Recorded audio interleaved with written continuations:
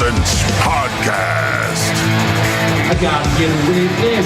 No! Say, man, you got a joint? No, not on me, man. I don't have facts to back this up. It'd be a lot cooler if you did. That's true. Sometimes I cry. Oh! Lick my butthole, he laughed. From the strangest corners of the internet, here to bring you opinions of the world from an altered perspective. Here are your hosts, the Drunken Peasants. Hello, everybody. Welcome to the Drunken Peasants podcast. This is episode 1451.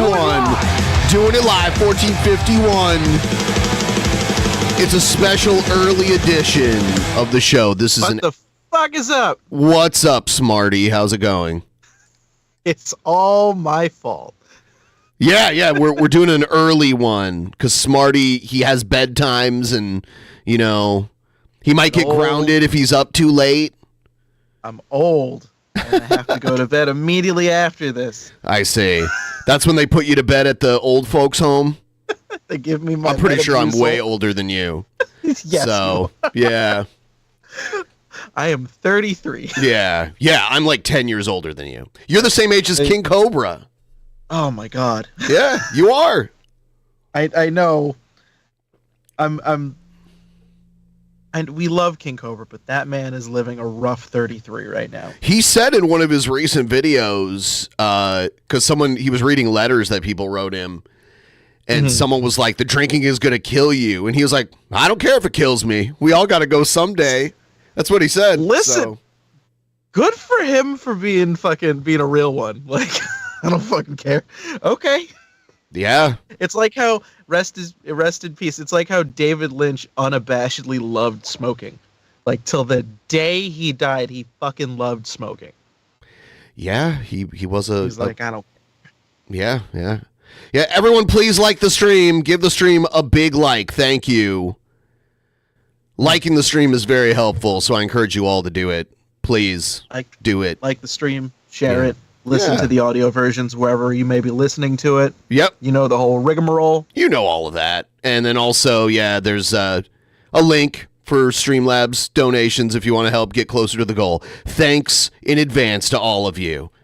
And we are going to check out, I guess we're going to check out the Ralphs. Ethan Ralph. Yeah. I don't talk about him that much. We did a few times, like when Mundane Matt kind of got his retribution. The one time we watched that. When he got his retribution, when he got punched in Portugal, yes. When he got punched in another country. Awful lot of punching. Yeah, awful lot of punching. He does get punched. What I do understand though now is he is how do I word this eloquently when talking about an alleged wife puncher? He is a full-blown addict. Oh yeah. I mean, that's where the pill shaking and all of that stuff. Yeah. I briefly mentioned it to you before, and I again don't normally watch a lot of the shit on that side of the internet, but shout out to the boys in the Kino Casino for covering a lot of like his antics, and I didn't realize how much of a trash fire he is. Oh, I've realized it for a long time. Oh, absolutely. Lord. Yeah, but that's why people watched him because of that. Yeah, because of the crazy instability and the willingness to go as low as you can go. Oh, for sure. If you had to. I mean, the reason why he was in Portugal when he got beat up the first time was because because Andy Warski's sister lived in Portugal, and I think he was like, well, I'm gonna go fuck your sister, I think is what was going on at that point. I think that's what happened, and then he got beat up by people who stole his man bag. Yeah, I was about to say, so they stole his purse and broke his orbital bone. Yeah, and that's why he started wearing sunglasses all the time, because he's like cockeyed from it. And now most days, if you pop on, not that I'm ever showing up on to his Rumble streams or whatever. I don't know. It's starting to sound like you do. I don't know. I'm just saying this is the only thing I've seen, and this is my impression I can give of him. It would just be this. Oh yeah. Yeah. Yeah. That's all I know. Here's his goodbye for now video. The kill stream is in its 10th year. I started this show with my ex-wife Nora and Janet Bloomfield in 2015. I didn't even know that until I saw this. We had Janet Bloomfield on DP like 10 years ago. Really? Yeah. She was like a men's rights activist. And we had her debate like a extreme feminist. Yeah. 15. Never in my life did I think it would take me to where it has taken me to now, both good and bad. It started as a way to promote my writing and turned into my entire existence. Along the way, it has evolved, and it's had its eras and its different styles and various feuds. But one thing it's always had is me. I am the Killstream. I think most of you know I have a passion for professional wrestling. In wrestling, there's a term called living the gimmick. It's a pejorative term, not a positive one. He's right. All the negative aspects you've seen me exhibit into this line of work, but over time, they were just incorporated into my... Like a lot of people will say Ric Flair lives the gimmick. Like the man that trained to be a wrestler that became Ric Flair, he doesn't exist anymore. Ric Flair took over the life of Richard Fleer. You know, he assimilated him. Yeah, he assimilated. Just took over it. Yeah. Same thing with Hogan. Hogan definitely too is like he is the gimmick. He's retired basically from wrestling, but he's still his character from wrestling basically. You know, Hollywood basically. Yeah. Yeah. Online persona. The Ralph Mel is a term someone came up with in 2018 is a joke, and I just ran with it. All the problems I have were simply written into the gimmick. Hard drinker? That's just the Ralph Mel way. Do it on air and drink even more. Womanizer? Of course. No big deal. Write it into the story and lean into it. Criminal issues? Sure. Who cares? Fuck the police. Baby mama drama? All good. What are you, a bitch? Yeah. So he's basically admitting how he would operate, you know? Yeah, and I mean that's also why he's currently living in Mexico. Like he is living in Mexico. He's in Mexico to evade fucking... I remember it had leaked that it was like in his browser history or in his bookmarks or whatever. It said how to flee to Mexico. Yeah. Yeah. And then he did it. Several months later. Oh man, that's like the fucking... Yeah. That's... Oh, Jesus Christ. Burnouts and vicious feuds with former friends and lovers. Fuck them. It's a nasty business and everyone is a snake anyway. I mean, it is a nasty business. Go scorched earth. Trust no bitch. You get the idea. Yeah. Yeah. Yeah. This is not a healthy way to live life, although it has been quite entertaining. Rather than addressing shortcomings when I had many opportunities, I simply papered them over and reinvented things time and time again, including just this past week. In many ways, this has served me well and kept me in the game longer than I ever would have expected. It's also destroyed so many good things I gained along the road. Some people that I love will never return or speak to me again. Money gained and lost and gained again. A man in self-imposed exile in a nation where he doesn't even speak the language. Self-imposed exile. That's what. Yeah. He fled to Mexico and hasn't heard the English language spoken to him fluently in a long time. I think he does every now and then fly back to the U.S. though. Right. For I think he has a kid. He has 2 kids, I think.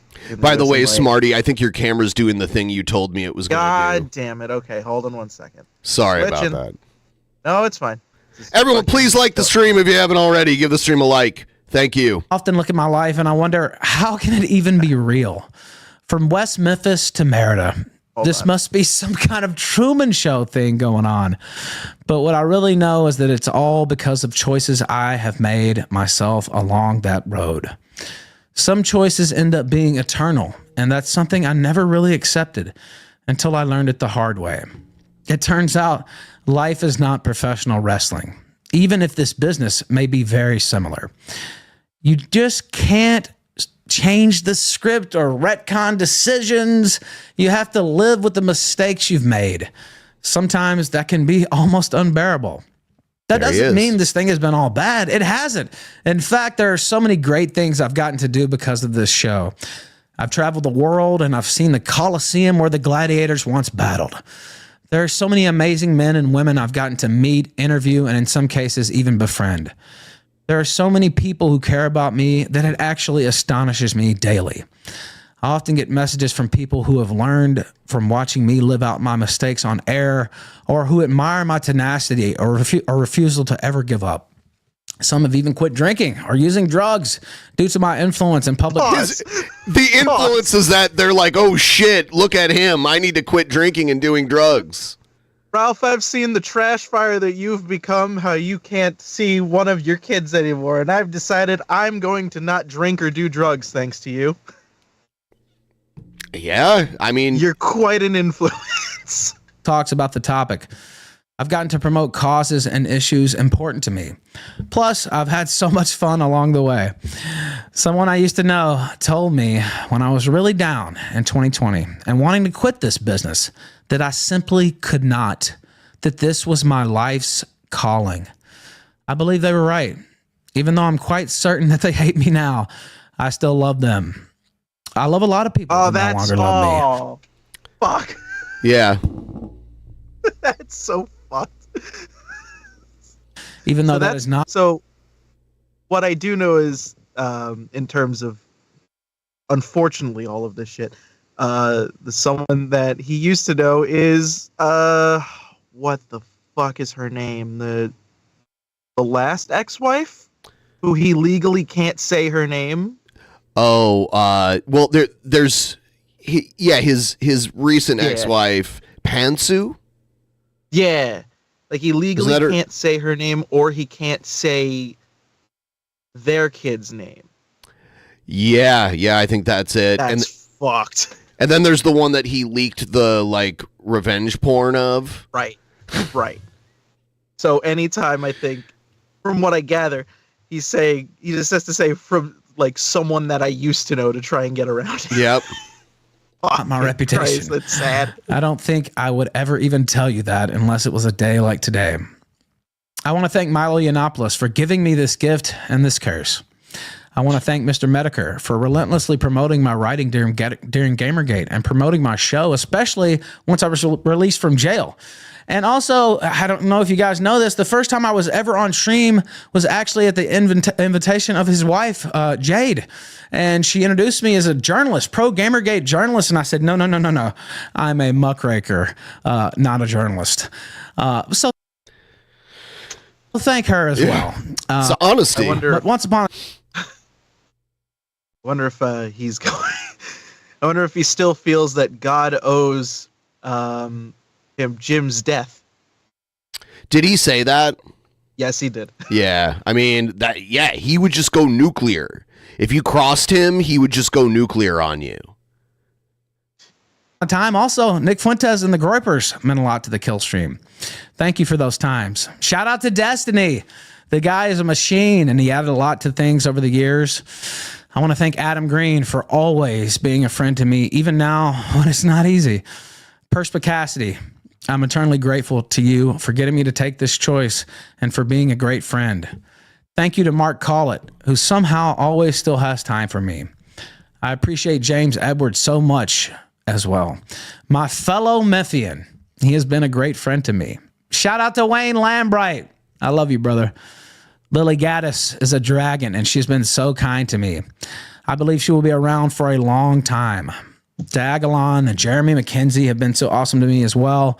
His partner, Morgan, she's great. It was a pleasure to meet them 2 days ago. Worski, you fucking junkie bastard. I hope you really are sober. You don't want to be here. This is almost like an acceptance speech. It's like he just won the Academy Award. This feels very begrudging, is what Like I don't know why. As he's doing this, I feel like he's so fucking mad. Like he's so mad that he's got to do this and bend the knee. I don't know. Yeah. It is weird. Gator, put the anime down. Rand, drink another one, you crazy fucker. Oh, and I mustn't forget to thank Dick Masterson and his partner, who I just yesterday spent hours torching. I don't even know. Yeah. He like went crazy on Dick Masterson. I saw that. Yeah. What's real in this life or this business, but I know that it's nasty, brutish, and short. I've wasted too much time already.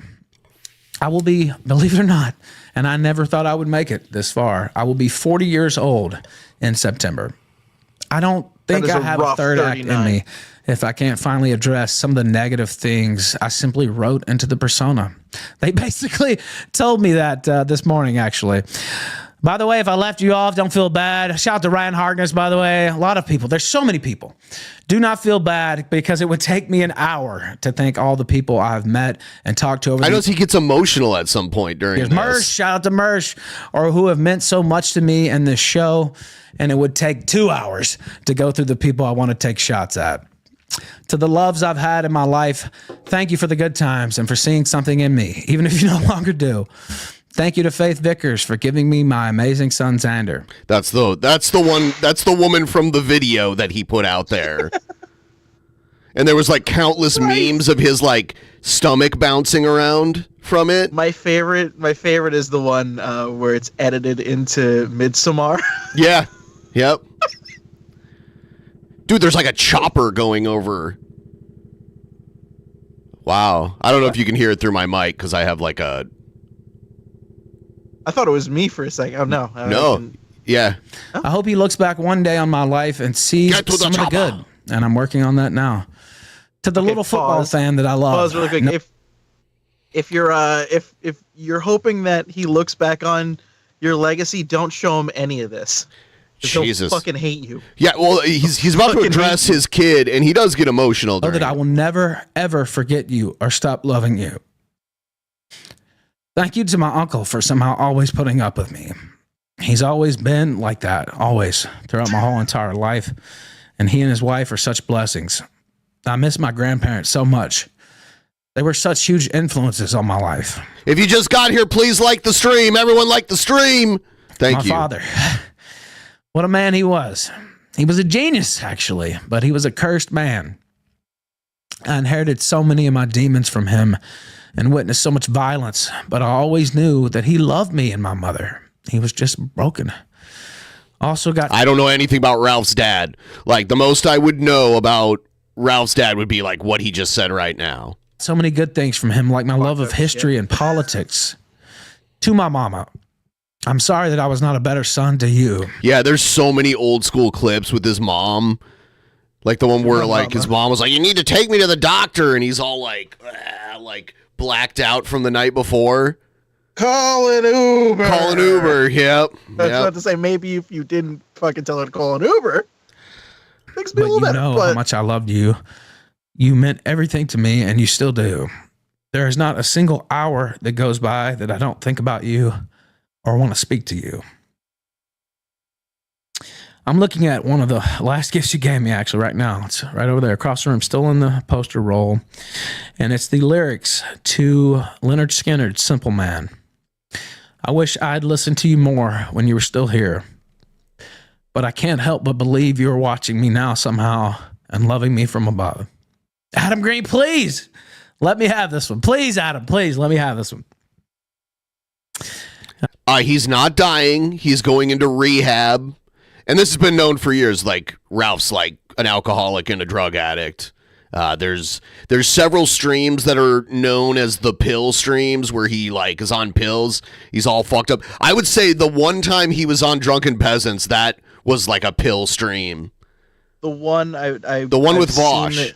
Yeah, I will say if you are looking for a good example, I can find one because it is like they're insane. They're fucking. They would troll him by shaking around pills in a bottle. Yeah. Christ. I love you too, Adam. To the audience, thank you for your love and support. Without you, I would likely be dead. You have provided for me. You've added so much to the show itself, and many of you have become great friends of mine. I'm thinking of James Gardner and Mary Jane and Edelwolf and so many other, Nadie Bakes, so many people. Guitar Anthony, so many people. Know that it will never be forgotten, even to the former fans who never come around any longer. I'm not only a huge fan of wrestling, but I love tabloid journalism. I was raised on it, actually. I remember my grandmother having a subscription to the National Enquirer, a Current Affair, Hard Copy, The Sun, The Post, News of the World, and everything else. I just drank it in like the bourbon that used to be my trademark. So I'm aware that there. He did recently lose a bunch of weight. There was all those weird pictures of him with like his gut hanging down from below his shirt. Do you remember that? The gunt, yeah. The gunt. Many of people who will take pleasure in seeing me somewhat down and taking time away to go to rehab. No sympathy for the devil. Keep that in mind. Buy the ticket and take the ride, as it was written. Many people want to see me dead, quite frankly. I see it wished upon me almost daily. But, you know, there's a funny thing about the haters. Many of them actually love you. They are, in fact, your biggest fans and are what actually make you famous, or in my case, infamous. Some even secretly wish for you to end up turning it around somehow so that their story continues. Life is a soap opera, and I thank you for your service. Oh, he's thanking his trolls. He's thanking his haters.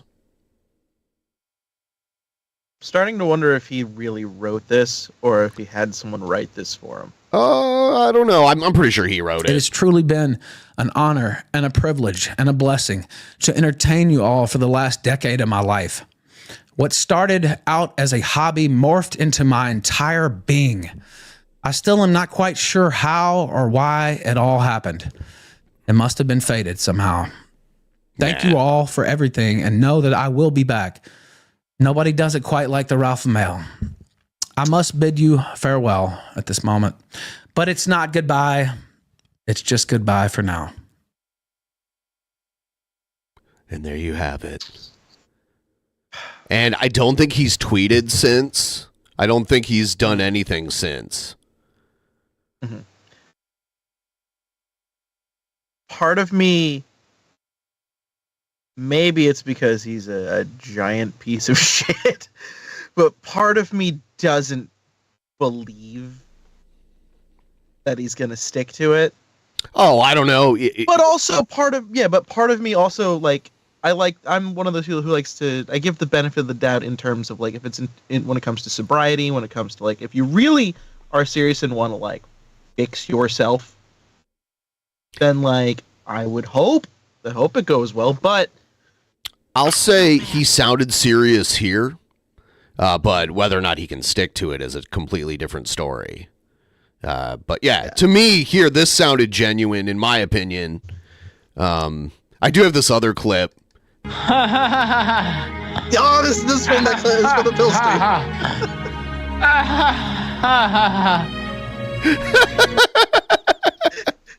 Dude, I gotta send you the fucking this is from the boys in the Kino Casino did like a 3-hour review of the entire stream. Yeah. It's a fucking roller coaster. Like that's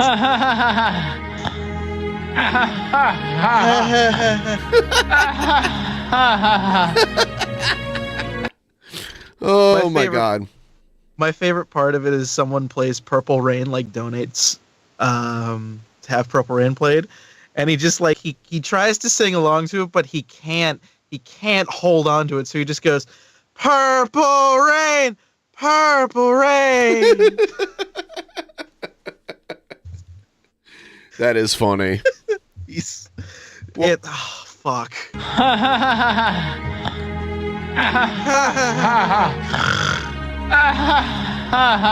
I've definitely been this trashed on a few streams. It's the pig snort, man.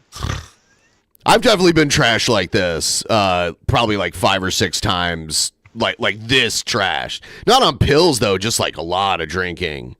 Jesus Christ. Yeah.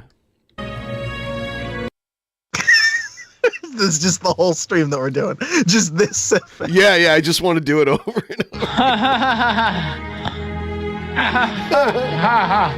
I sent it to you for your own viewing pleasure. Oh, yeah. Just the whole thing when you got like time around that. Yeah, it can be played in the background while I'm doing something else. Yeah. One more time.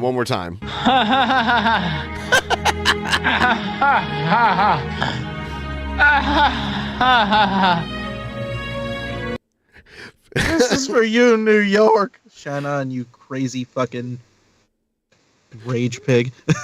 It's weird that he's a Yankees fan because he's not from New York. He's from Virginia or something. Jesus Christ. So it's kind of weird. I feel dirty wearing this Yankees hat now. Christ. Everyone, please like the stream. If you haven't already, give the stream a big fat like. And please be so kind. Help us out with our weekly goal. It's pinned at the top of the chat. And I do have the individual situation, so we'll check him out next. I'm excited. Individual situation. Check out the beautiful asshole. The individual Brett Keane segment situation. All right. Here's the Manatee's view on the California fires. Gord did it. Hello, ladies and gentlemen. My name is Brett Keane, and you are watching. Oh, I'm sorry. Real quick before you start. So he's on Spotify now, strictly, right? I think. I don't go there. People clip his shit and send it to me. So, yeah. I was more curious because, I had heard he finally deleted his YouTube channel. Oh, yeah, he did. Sticking to it. Over a month ago. Okay, so if he's it's my understanding that if he's doing Spotify, he's going harder than ever before. And I'm maybe very curious as to what he's going to, harder in the sense of how much did he pay you to advertise for him, Smarty? $7. That's a lot for him. Cents. All right. No, but I continue. I'm just curious how hard he's going to go with this shit. Hello, ladies and gentlemen. My name is Brett Keane, and you are watching and listening to... He has to say you're watching and listening to God TV Radio. Can't stop. I hope you're all having a blessed day out there. As many of you know... The mutant hand with the 2 cigarettes, one appears to be floating, he didn't generate this image again. I would at least crop out the mutant hand. This feels like an AI generated. It is. Please take this image of me, Brett Keane from God TV Radio, and have me smoking a cigarette and looking real cool. With a mutant hand and a mysterious floating cigarette. Even now, as we speak, the California fires are still raging on. There's still a lot of issues going on in California. And it appears as though a lot of the leadership and the DEI workers who are put on this and the transgenders who put on this and I fucking hate I hate the fact that the buzzwords of this current how do you describe it? Of current conservatives are DEI and it's so fucking stupid that you want to just equate it to diversity, equality, you know what I mean? It's so dumb that's what you're resorting to for your buzzwords, diversity. Okay, fucking yeah. They don't want immigration, and they don't want immigration brings in more diversity, so they don't want either of that.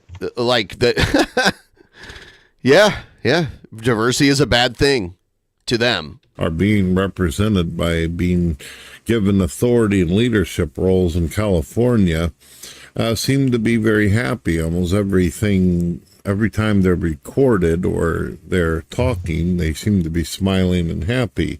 And a lot of people wonder why that is. Why is Gavin Newsom so happy? Why does he keep bobbing his shoulders and smiling and cackling while he's talking about the apocalyptic destruction of California? Well, some people are starting to get this idea. Rumors are going around that he wanted to do this deliberately, that this was intentional. Shortly before the fires broke out, coincidentally, insurance companies that took care of celebrities as well as many other people and citizens in the area abruptly stopped, which meant that these people wouldn't be able to rebuild their homes, they wouldn't be able to fix their properties, they were absolutely destroyed. And in order for these people to get their houses and homes rebuilt without insurance, it would have to come their out. houses and homes. That's the same kind of shit Shanny said. Anyone who's going to take your house and your home. Why do they act like houses and homes are different? I think they're just trying to fill in the words just to feel better about themselves. Yeah, they're adding two things that are the same thing and acting like it's more than that.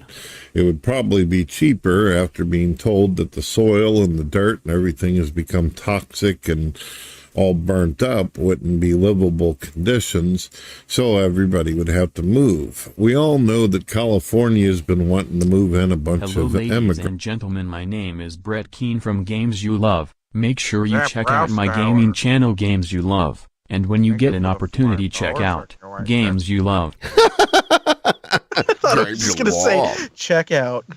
And illegals. And this is the best way to do it, according to a lot of newscasters and people from California. Get rid of the original inhabitants of California and then fill it up with illegals. And how will they go about doing this? Because California is going to be asking the government for all. I mean, the original population of California,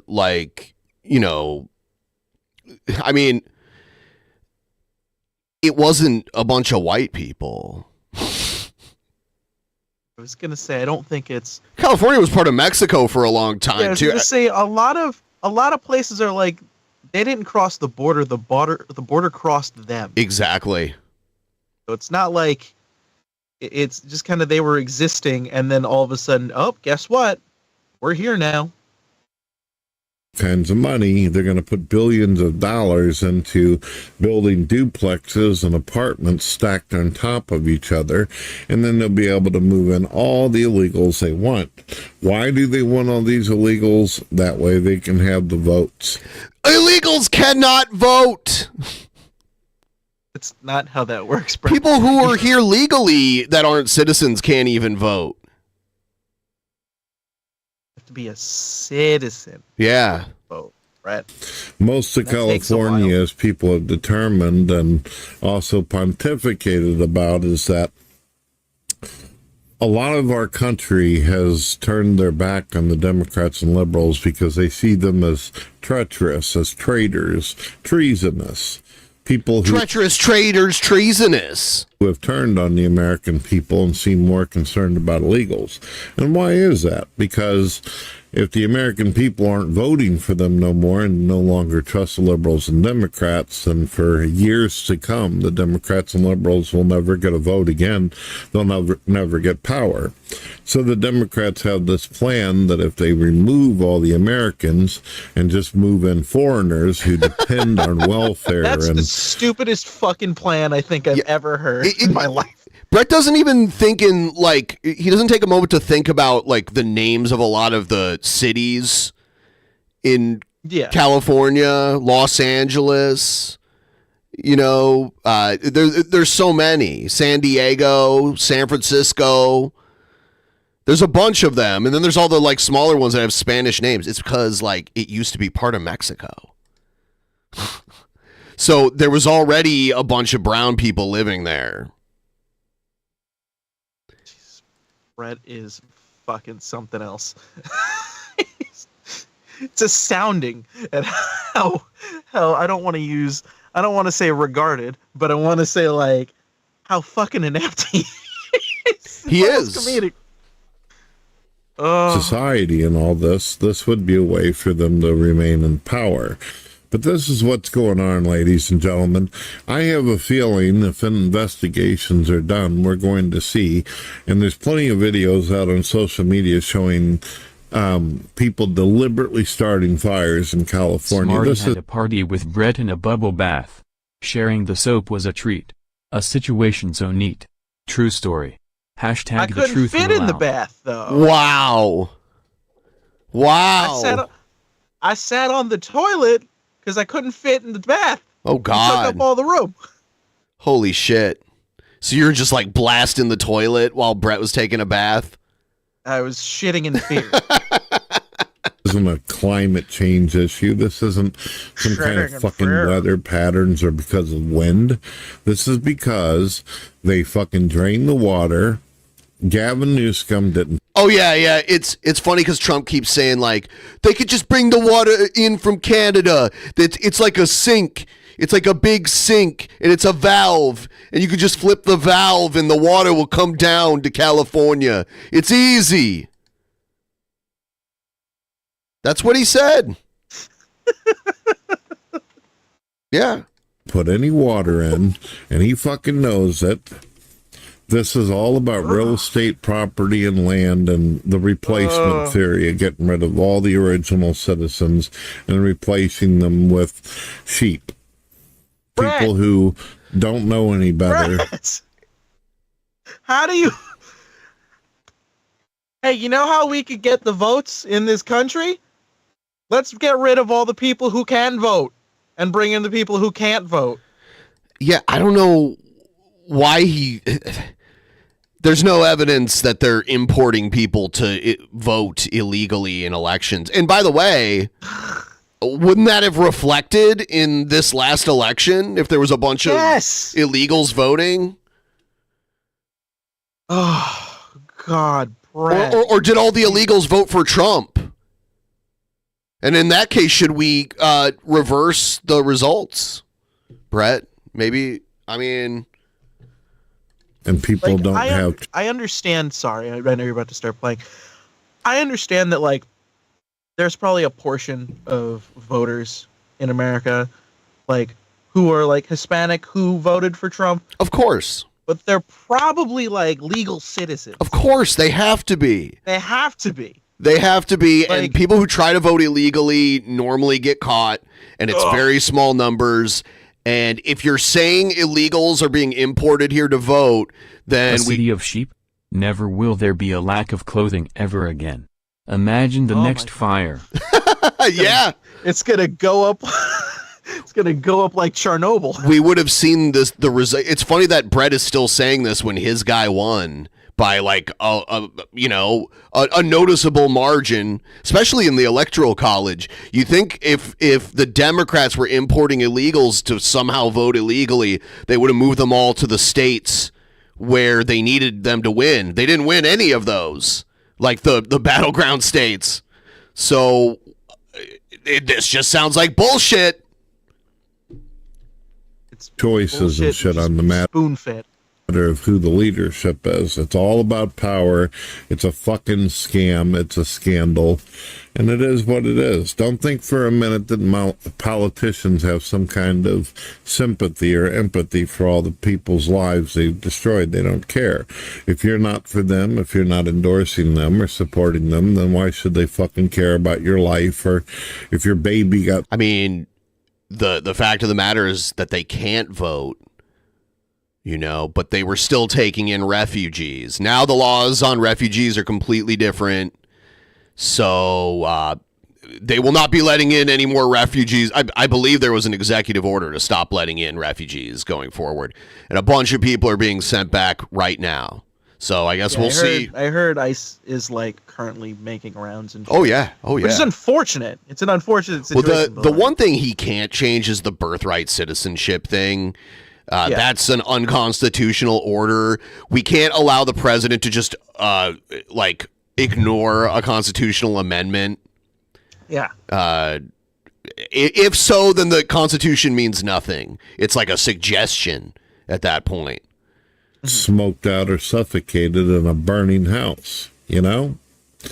So with all that being said, I hope you all have a good day, and you guys need to keep your eyes peeled. You need to pay attention. You're going to see that this is all fucking done in the name of power and land and nothing more. But I'm double checking this. Yeah, this is a recent Brett thing that he put out. Brett, your people are in power. What are you talking about? So Brett's people that he supports are in power right now of the entire federal government. So then what are we complaining about? I don't know. The border is closed to even people seeking asylum at this point. So I don't understand where he is with this. Maybe he's just freaking out and he's like, oh shit, what am I going to talk about now? What is he going to bitch about now? God bless. God bless. Jesus Christ, man. I don't know why I can always count on... I can always count on Brett to deliver something to my front door that is, 1, infuriating, and 2, entertaining.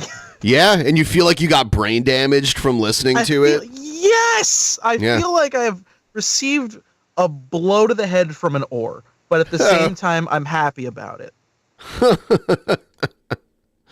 Oh my God, Brett. Keep it coming. Keep this podcast in business forever. Let's check out some news type stuff. Here we go. He called me sir and got me so fuming angry. People are discriminating against wolves. Wow. Stop attacking black traveler.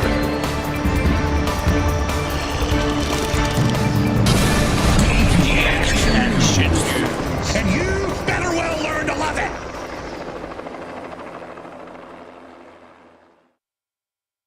All right, so we're going to watch as much as we can of Hannity and Trump's interview. Oh shit. All right, hang on. I'm going to get another drink really quick while you start. All right. While he's doing that, everyone please like the stream.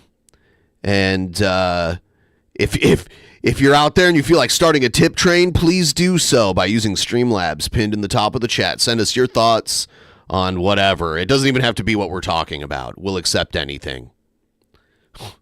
We'll accept anything at this point.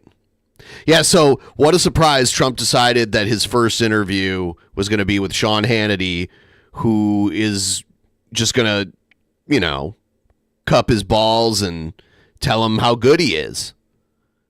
So we're going to start off with that. Here it is. You stated that you will release the files, all of the files, as it relates to the JFK assassination. The moment you walked back in this office, this desk, this room, your carpet, how'd you feel? Well, it was a lot of work. Do you believe that moment, people say to me, they see a change in you? Do you believe you've changed? Is this, for example, when you were special show after 4 long years, President Donald... After 4 long years, finally, my hero has returned. Trump is back where he belongs. He is in the Oval Office. Earlier, the president, he did welcome us into the White House for an exclusive first interview in front of the Resolute desk. Mr. President. Thank you. Welcome back. Thank you very much. Let's talk about the moment you walked back in this office, this desk, this room, your carpet. Yeah, they completely remodel the room. They'll swap out things that the current president wants. I'm not sure if they have a choice of different desks, but I know the carpet and all the pictures hanging on the walls and everything in here is when a new president comes in, they can just redo it. I do wonder, and I'm not trying to steal this from someone in the chat. I'm looking. Did he keep the Diet Coke button? This someone in the chat said it, so I'm not discrediting. I think they're already installing the McDonald's White House location right now as we speak. I also wonder one last thing.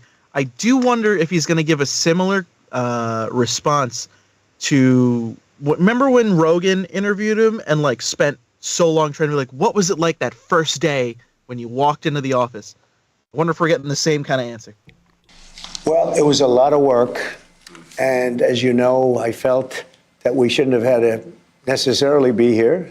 Could have been done. A lot of work could have been, it would have been over. We wouldn't have inflation. We wouldn't have had the Afghanistan disaster. We wouldn't have October 7th with Israel, where so many people were killed. And you wouldn't have a Ukraine war going on. But with all that being said, I think it's bigger. It's bigger than if it were more traditional. Only the second time in history somebody didn't have consecutive terms.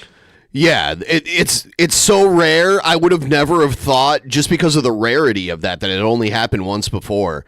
I never thought Trump would lose and then run again and then win. I just didn't see it happening. And I will say something. Scott Henson, back in the day, was saying that Trump was going to be America's last president. And he never clarified what he meant by that. Like, I don't know if he meant that, like, you know, Trump would, like, destroy America and America just wouldn't exist anymore. Or if, like, Trump, you know, would, like, try to be, like, eternal president. Like, I theorize it. I pose a theory that it is because if I'm correct, Scott was a huge fan of stand-up comedian Patton Oswalt. Okay. And there's a bit, I believe so, and there was a bit that Patton Oswalt did about George Bush, where he was like, George Bush he said something along the lines of like, George Bush wants to be the last president. Like, yeah, I imagine he envisions himself like the dude in the stand, like he's going into the desert to fight a man in a black hat. Well, here it is. It could come true now.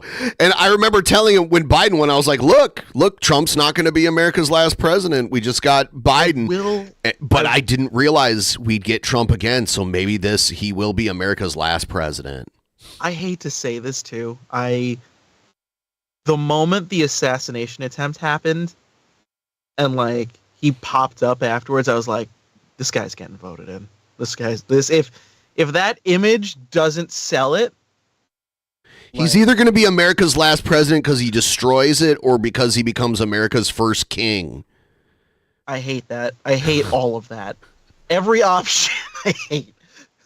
They're kind of similar, but one is just like everything just falls to shit, and the other one is like, I'm now king. The only thing I'm hoping is that, and don't demonetize this episode, YouTube, but like, oh god, now already done now.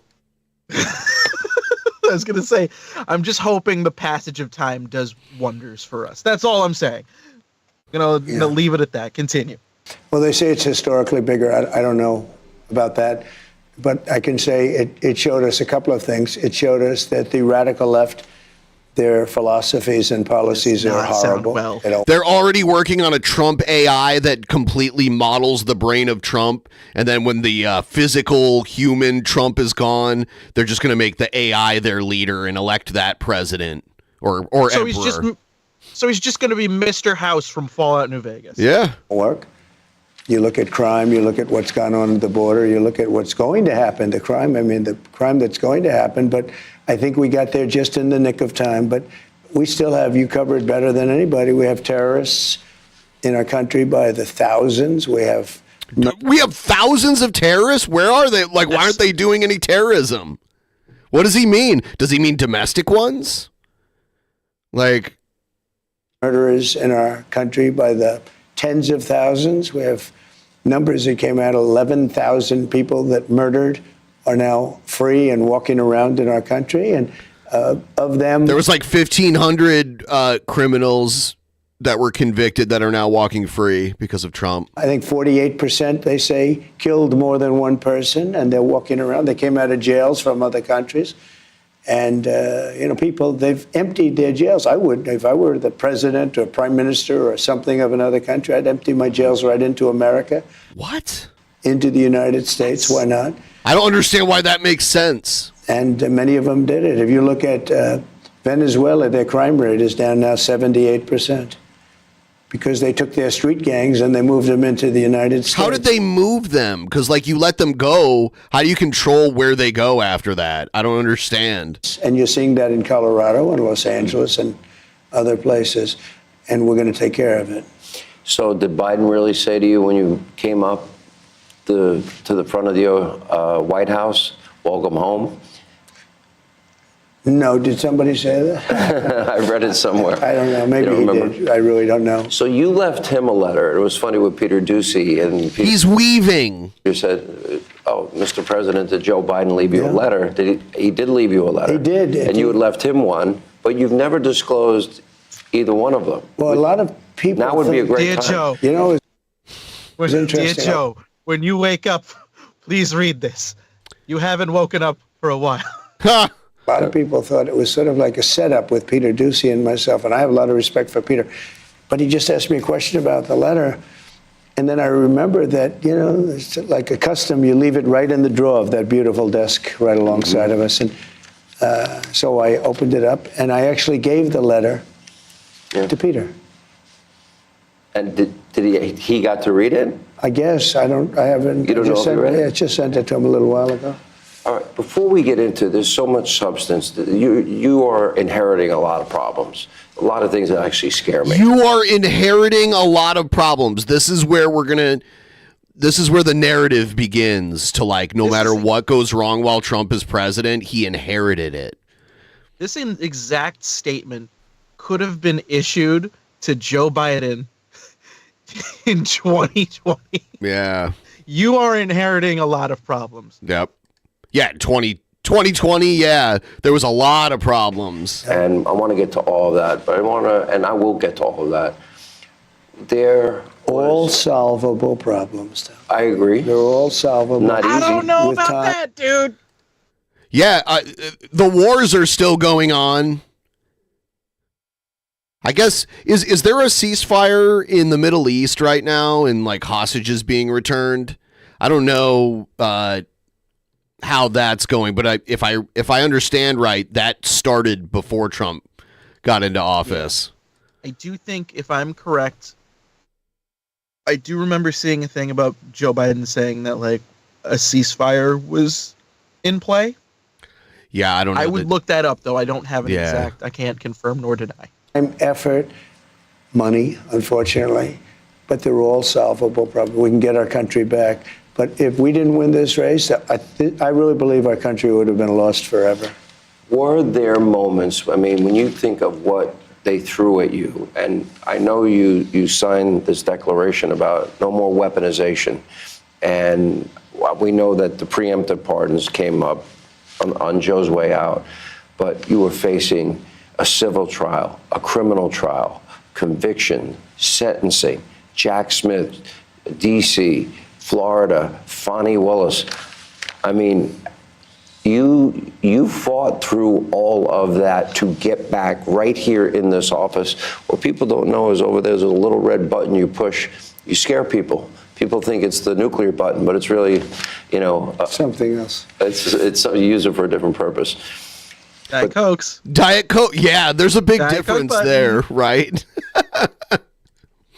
Some people think it's the nuclear button. I don't think that button would be out in the open like that. In movies, it's like in a briefcase. The football, I think they call it. You have to turn two keys. Yeah, Two people have to come in, turn two keys, hit two buttons, and two Diet Cokes pop up. Yep. Should I have? It was at any point, did you retinal scan? Doubt you would be back here? So it's a great question. It's something I don't think about. I never really thought about it. I don't think about, gee, will I be back? I just do it. I get it done. I get things done. The Diet Coke football. I'm good at getting things done, and I set my mind to it. As you know, we had a great election in 2016. I had a much better election. I saw an old photo of Trump at a baseball game with his ex-wife, Marla Maples. And even back then in the 90s, he had a Diet Coke in his hand. Of course he did. Yeah. In 2020. And Fans like me with Mountain Dew. Have run. If I thought that I didn't get the number of votes, and it was reported that I got almost 75 million votes, and that was their numbers That wasn't the numbers. That was their numbers. That was more than anybody has gotten in history, any sitting president had ever gotten. And you lost. Had I gotten like 50 million, or 40 million, or 60 million, I would never have run. But that was like a... Oh, yeah. He will never concede the 2020 election. And just like Jan 6th, the rewriting of history will be attempted in the next 4 years. You'll see it. You'll see it. Like I wouldn't be surprised, to be honest with you. But I had a different attitude. They already impeached him for lying about it, and nothing happened. So now it's just like full speed ahead. Too big to rig. There's nobody to... Yeah, now he's saying this win was too big to rig, though. Poll came out just in the last 24 hours by Insider Advantage. That's Matt Towery. He nailed 2016, 2020, and 2024. Great pollster, as you know. Right. Great pollster because they agree with me. He gave you a 56% approval rating. He also said of Congress, and I had a town hall with members of Congress last night, that right now Democrats should be focusing on midterms and finding candidates to try and get back some Senate seats and Like some House seats. Not pack the courts, like pack the House and the Senate with like people who like yes.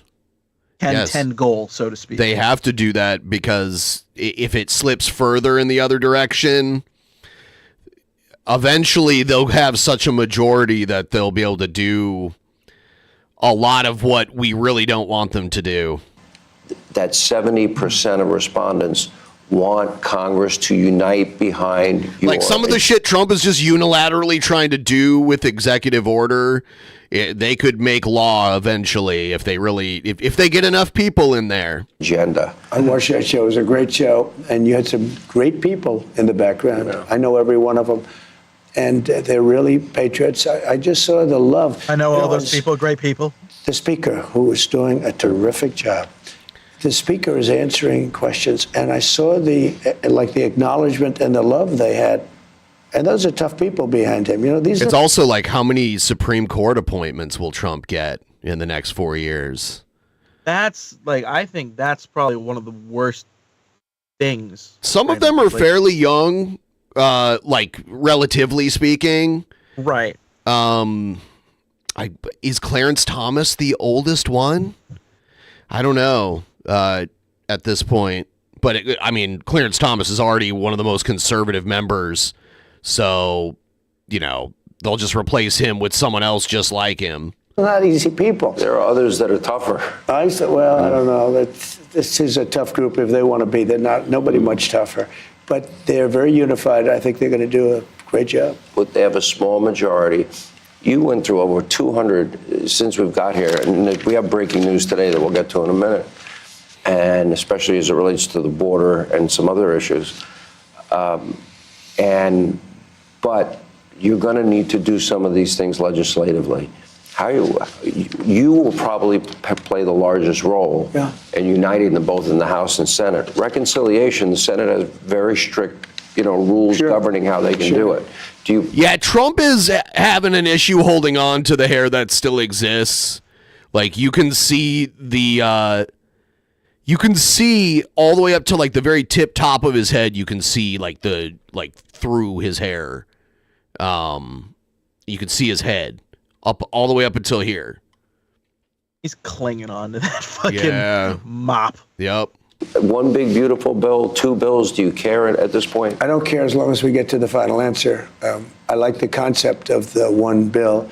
I guess I said it's almost like his hair has a spine, like down the center, and then it's like it branches off. It's almost like a leaf.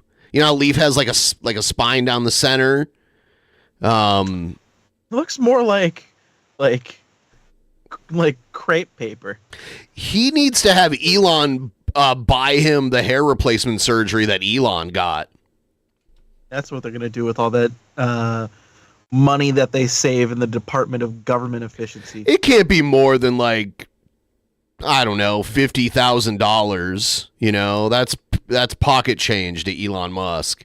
One big beautiful, and that's what everyone faces. Actually, it's sort of a nice sound to it. But I do like that concept. It could be something else. It could be a smaller bill and a big bill. Right. But as long as we get to the right answer. Now, even if it was like $1 million, that's pocket change to Elon Musk. We'll say that Los Angeles has changed everything because a lot of money is going to be necessary for Los Angeles, and a lot of people on the other side want that to happen, and North they want Carolina it to happen fast. Well, they don't care about North Carolina. The Democrats don't care about North Carolina. What they've done with FEMA is so bad. FEMA is a whole nother discussion because all it does is complicate everything. FEMA has not done their job for the last 4 years. I had FEMA working really well. We had hurricanes in Florida. We had Alabama. We had Alabama. I like how he said we had hurricanes in Florida and we also had Alabama. And anyone who has to have Alabama, they got problems on their own. Tornadoes, but unless you have clearly certain types Trump of is leadership, not saying it's roll tide really in this one. Yeah, well, years. I had FEMA working really well. We had hurricanes in Florida. We had Alabama, tornadoes. We had hurricanes in Florida. We had Alabama and tornadoes. Roll tide. But unless you have certain types of leadership, it gets in the way. And FEMA is going to be a whole big code word for a tsunami. Alabama discussion very shortly because I'd rather see the states take care of their own problems. If they have a tornado someplace, and if they let that state, Oklahoma is very competent. I love Oklahoma. I love Oklahoma. 77 out of 77 districts, and that's never been done before. I did it 3 times. I mean, think of it, 3 times, never been done. Ronald Reagan had the record, 56 out of 77. I got 77 out of 77. So you have to love a place like that. I love one dementia president talking about another dementia president. Oklahoma, but you know what? If they get hit with a tornado or something? Yeah, Ronald Reagan riveting. Did have dementia. It became very clear towards the end of his life. Let Oklahoma fix it. You don't need, and then the federal government can help them out with the money. The FEMA is getting in the way of everything, and the Democrats actually use FEMA not to help North Carolina. It makes no sense. So I'm stopping on Friday. They use FEMA not to help? How does that work? I'm stopping in North Carolina. What does that mean? Let's use the thing that helps. Does that mean they send FEMA there, but they just stand around and don't help? Just stand around and go, yep, that's a storm, all right, and they leave. Well, we were sent here not to help, so we're just going to stand around and watch you guys try to fix this. We were sent not to help. They just stand against a wall like Jay and Silent Bob at the Quick Stop. Yep. That's it. That's all they First stop. Yeah. Because those people were treated very badly by Democrats. And I'm stopping there. We're going to get that thing straightened out because they're still suffering from a hurricane from months ago. And then I'm going to go to California. Will you meet with Gavin? I don't know. I haven't even thought about it. Look, Gavin's got one thing he can do. He can release the water that comes from the north. Here it comes. He has this weird idea about how there's water in the north. So the governor of California can bring in the water from the north. There is massive amounts of water, rainwater and mountain water that comes due with the snow. It's my understanding, and Ben, you can tell me if I'm incorrect.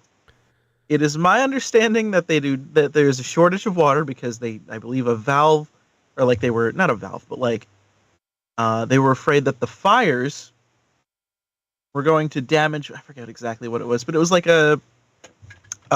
some sort of energy source that would cause more damage. Am I in the ballpark? It's my understanding that essentially they turned off there's a water shortage because they didn't want the fires to damage more. I mean, first of all, Los Angeles, that area has a dry climate.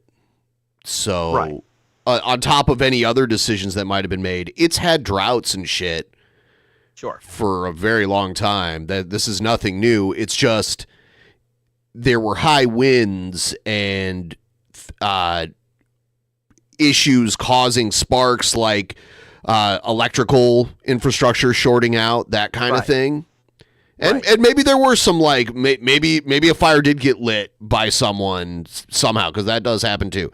It just happened in a place where it was a dense urban population So there is a lack of water there just naturally, on top of anything else. But he has this theory where it's like, oh, there's water other places, so it could just move from there. It doesn't like, work like that. It's like, yeah, why don't we build a giant like man-made river from the Great Lakes to like all the dry places? You know, like, I mean, he has this idea that the water's coming from my area, basically. The water's up here, like he said, near Canada and like the Pacific Northwest, and that's exactly where I am. He thinks somehow we could just move water like 1,000 miles from here to Southern California. Mm-hmm. I don't understand what he means. He said it's like a valve. You just got to open a valve. I'm like, what? What valve? Can you like move water? I had to look up just really quick, and what I was referring to was, what is it? Biden said that intentional power outages administered in the Los Angeles area to prevent more fires from starting were partially to blame for the water shortages. That's what I was trying to say. Yeah. Yeah, but what? It's 1,200 miles from Bellingham, Washington, which is the town that's like right near the border of Canada. So just like, because he said it's near Canada and he didn't specify where or what he even was talking about. So like, it's like a 1,200 mile drive from Bellingham to Los Angeles. So I don't understand where he thinks the water is going to be pumped from, or like there's a valve that already exists that's going to release the water. He might talk about it a little more here. It's just insane. Like, I have no idea what the fuck he's talking about. Comes down as it melts. There's so much water, they're releasing it into the Pacific Ocean. Is he talking about rivers? Because, yeah, there are rivers that empty out. Is he talking about, like, the Columbia River, or... I don't know what he's talking about. One day, you're going to be... The Fraser River. And you're just going to see the water just start to dip lower and lower and lower. And you're like, what the fuck? Oh, it's going to California. Because he's making it sound like, oh, we've got all this water here, and we just choose to waste it by releasing it into the ocean. I'm like... And I told him, it's a political thing for the Democrats. I played the tape. You said it to him in front of him in 2018. I said it to him in front of the media and everything else, and nobody... You know, he hates windmills because they built windmills near his golf course in Scotland, and that's why he hates windmills. And for like fucking up my shots. For like over a decade now, he's anti-windmill. It's crazy. He talks about it. The media never picks it up. The wind just shifts his ball over from the course. He starts screaming at the sky. He went and spoke before the Parliament of Scotland and told them that windmills were going to kill their tourism industry. You put it out. Insane. Yep. I was so happy to see that tape because some people said, "Is that possible?" They have water coming down from the Pacific Northwest. See? Here he goes again. Yeah, there's water here. This is not such a dry climate. It is actually getting drier, though. Every summer it gets really dry. Yeah, parts of Washington are desert. And Oregon. They both have deserts over on the other side of the mountains. Which is a lot of water. So much water that they'd have to let some of it go at some point. They don't need reservoirs. First of all, we use a lot of our electricity here comes from water. They don't need any. They're spending all this money on these reservoirs, and they're fake reservoirs. You know, they're reservoirs. They're fake reservoirs. Okay, we have reservoirs, but they're fake. There's all this water up here, and somehow we need to get it 1,200 miles to Los Angeles so they can use it in their fire hydrants. Okay, this is what he's saying so far, right? I just want to make sure I understand what he's saying. Were empty. The hydrants didn't work, and they're not practicing. It'd be easier to like load a bunch of water onto like a ship and float it down there than to like have some magical valve that just releases it. Science of forestry, which is sprinklers didn't work in the homes because they had no water. Think of it. We have sprinklers. Think of it with no water. They didn't have any water. They didn't have any water. That's right. That's right, Donald. The fire hydrants, yeah, believe it or hard to believe. The place has sprinklers, it's nice. But you don't want to lose this office. By the way, how do you like it? I'm glad. It's great to be back. I'm not going to lie. I've had the biggest people in the world come here, and they come into the Oval Office, and they just look, and they want time to look. They're looking around. They're using their eyes, and they're swiveling their head around in an oval. So it's the Oval Office. Honest Abe. One day maybe we can do a tour. We had a conversation, and maybe I shouldn't. He's like, look around. Maybe we could do a tour. He gets up and just walks around the room. There's the tour. Yeah. Disclosures, but I will. And it was after the 2020 election. And you asked me a question. And we've known each other for 30 years, so we have a friendship and we have a professional relationship. It's funny because Sean Hannity used to fucking love George Bush so much. And now that George Bush is against Trump, it'd be funny to hear Sean Hannity defend Bush now. Because I remember 20 years ago, Sean Hannity loved Bush so much. Probably so hurt. Probably so hurt. 20 years ago is when George Bush won his re-election against John Kerry and took office in 2005. All right. Keep going. And the question you asked me, maybe in the end it will be better that if I came back in 4 years. And we talked about history. After World War II, Winston Churchill was thrown out, but they brought him back. Grover Cleveland. I don't think Trump and Winston Churchill had too much in common. I guess they were both fat. I don't think Trump likes cigars, so... He's the only other American president that did not serve consecutive terms. And my answer to you... I couldn't imagine, like, World War II with Trump in charge. Like a world war with Trump in charge, it would be a nightmare. I thought it would be bigger if you came back. It's turning out to be bigger. And I think one thing is happening is people are learning that they can't govern and that their policies are terrible. I mean, they don't want to see a woman get pummeled by a man in a boxing ring. No. They don't want to see men in women's sports in other ways. Yeah, these... And it might be true, sadly, that these are the issues that the people who elected Trump voted on, was this kind of shit. Like the identity politics type shit. I think it's also a lot of, like, again, the anti-woke fucking shit. That, well, that's, yeah, and that's part of it. Yeah, they're afraid of it. So I'm gonna run out of the room for a second here, and then we'll watch more of this. I'll be right back. Shit, I'm taking over. Hello, everyone. It is me, Smarty. I'm taking over Drunken Peasants as we speak. How's it going? If you haven't yet, please do me a favor, like the stream below. Subscribe to the YouTube channel. Become would it be a member? I don't know the YouTube lingo as much as I should anymore. Become a member. Send in some super chats and donations. You know, get some money to old Ben, because that's how he keeps this train a rolling. Sorry, I'm just vamping. I know you need a Diet Coke button at that at my desk or at Ben's desk. But yeah, I was gonna say, I feel like, in terms of, like, I know we were talking about, like, it's like the identity politics is like partially a reason why people voted for Trump.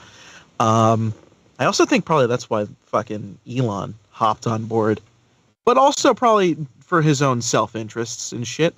But I think we all can establish that he was like going super fucking hard on like when it came to like buying Twitter, kind of using it as a haven for free speech, yet he was so afraid of the quote unquote woke mind virus that he like you know. Fuck that guy. That dude's a Nazi. Oh, God. You can't do that hand gesture twice and be like, oh, it's because he's on the spectrum. No, it's fucking... might be a Nazi, but who am I to say? I'm just a person on the internet. How are we all doing?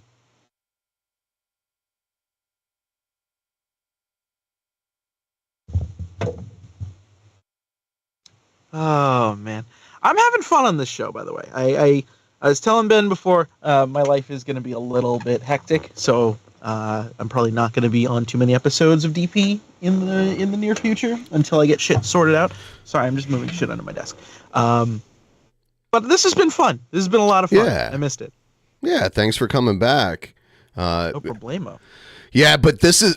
it's already started, and it's come on so strong that, like, Trump is back. He's doing what he wants. He's going to try to do whatever he can, whatever they'll let him get away with. Sure. And it's only the beginning. 4 years is a long time. So think about everyone watching right now. Think about how old you'll be in 4 years from now and be like, whoa. I will be 37. Oh, fuck. Yeah. So just think about that. Yeah. Be 37 with a yeah. I'm trying to think here. 7-year-old daughter? Yeah. No, 6 year. Anyway, point is, continue. And they don't want to have transgender for everyone. They don't want a child leave home as a boy and come back 2 days later as a girl. That's not happening. That's not how that works. That's also not how that works. 2 days later. Right. I mean, the only thing that could happen is that they could say that they are.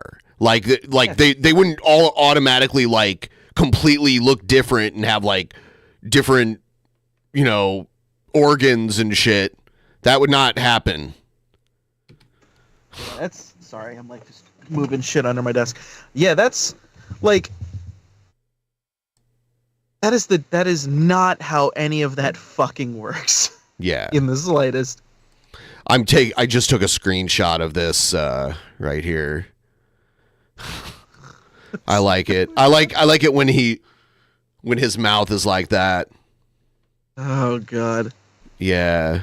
He's smiling like a donut. Get that donut on screen. Yeah. A parent doesn't want to see that. And there are states where that can happen. Where does it happen? One example, please. They don't want to see taxes go through the roof. Like, this is the only group of people they want to raise your they say we want to raise your taxes. If they don't work with No.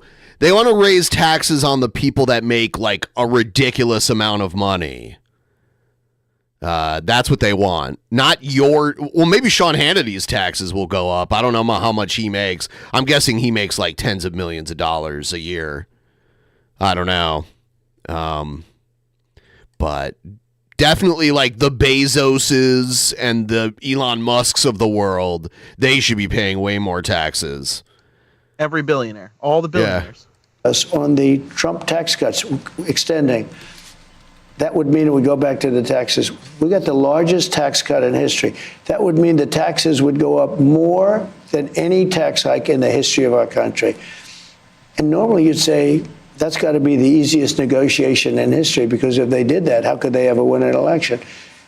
But they'll fight us on that. They fight us on things. It's incredible. Here, I ran into... They don't use common sense. In my opinion, the Democrats don't use common sense. And common sense won the day in the election. Yeah, but the amazing thing, I'm watching now. Now it's time, and, a few months have passed, and the election's over, and Sean Hannity is estimated to make about $40 million a year, and his estimated net worth is like $380 million. You should probably get a tax. Yeah. Higher tax. Probably. See what happened, and it was a rout. I won all 7 swing states, and we won by millions of votes, the popular vote. Millions! And nobody can even believe some of the numbers. And how about with African Americans, with Hispanics, with with everything, how well we did. Nobody can believe the numbers. How about with youth? I won youth by 36 points. Now, maybe that's because I went on TikTok. I don't know, but I'm very well, thank you for thank you, Trump, for admitting why you wanted to keep TikTok around after trying to ban it the first time. Yeah, TikTok is going to be sold. They like me. I was going to say, I feel like everyone's forgetting that he's the one who proposed the TikTok ban in the first place. Yeah. Right. I think TikTok's maybe people like I'll tell you, people want to buy it. Why hasn't it been bought then? Those that say they know say it's a spying app for the communist Chinese. But you can say that about everything made in China. Look, we have our telephones made in China for the most part. We have so many things made in China. So why don't they mention that?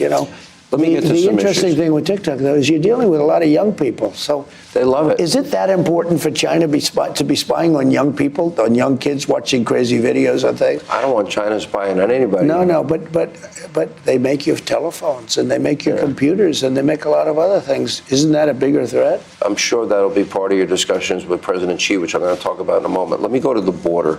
We do have breaking news today. I ran into Tom Homan as I was walking in today. And so far, 308 total arrests, 296 detainees. And we're going to have these weird, like, immigrant concentration camps.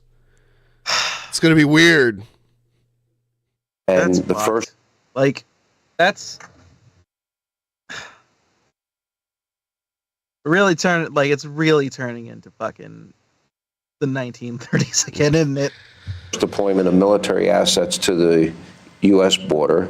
The deployment includes active duty troops in the National Guard. Right. And here's my biggest fear and concern beyond the Iranian assassination squads is we now know 14 million. We don't know how many gotaways. We don't know the total number. But we have known terrorists in our country. We have known murderers, rapists. We have violent criminals, cartel members, gang members. Now, I would imagine if you came from Iran and Syria and... Okay, so now this is like, oh, they're letting in, like, Islamic terrorism in... Where are they? Like, we know they're here and we can't find them? That's ridiculous. I don't believe this shit. Egypt and Afghanistan and Russia and China and Venezuela. Never mentioned Saudi Arabia, though, if you notice. You didn't come here because you want a better life for your children. I would imagine those known terrorists are planning an attack on our homeland. At a moment's notice... Who are they? Can I look them up on the FBI's most wanted list? Like, what... in this desk, maybe sitting at this desk or maybe up in the residence, and they're going to call you down in the Situation Room because our homeland is under attack. I would like to be wrong, but when you have known terrorists, you have to believe that they are going to attack our homeland. That would change their trajectory, that moment of your entire presidency. That has to weigh on you. Yeah, it could be, and I know I've watched you for a lot of years, and you actually make one statement before you say that. You say 100% certain. I do. That's a pretty big statement. And then I say, I pray to God I'm wrong. Yeah, I hope you're wrong too. And I won't comment, but I tend to agree with you. It depends. We'll see what happens. Look, we have a lot of great people right now, a lot of great people on this situation. This was a gross miscarriage of common sense to allow people to come in.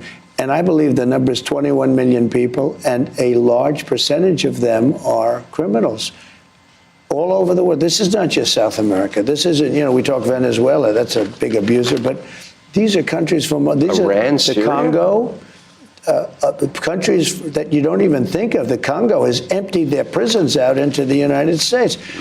We're not thinking about the Congo, we're thinking about South America. It's much more than South America. But prisons from all over the world have been emptied out into our country by Biden, allowing it to happen. I don't even know if he knew what the hell was going on, but who would want this? I always say to people, you always like to understand, like in a business here, you want to understand the other side. Why do they want something, et cetera, and you figure it out. Oh, my God. There's usually an answer. Hold on 1 second. We got King Cobes in the chat. Oh, what's up, King Cobra? King Cobra saving us from this fucking long-winded interview. Yeah. King Cobra. Oh, man.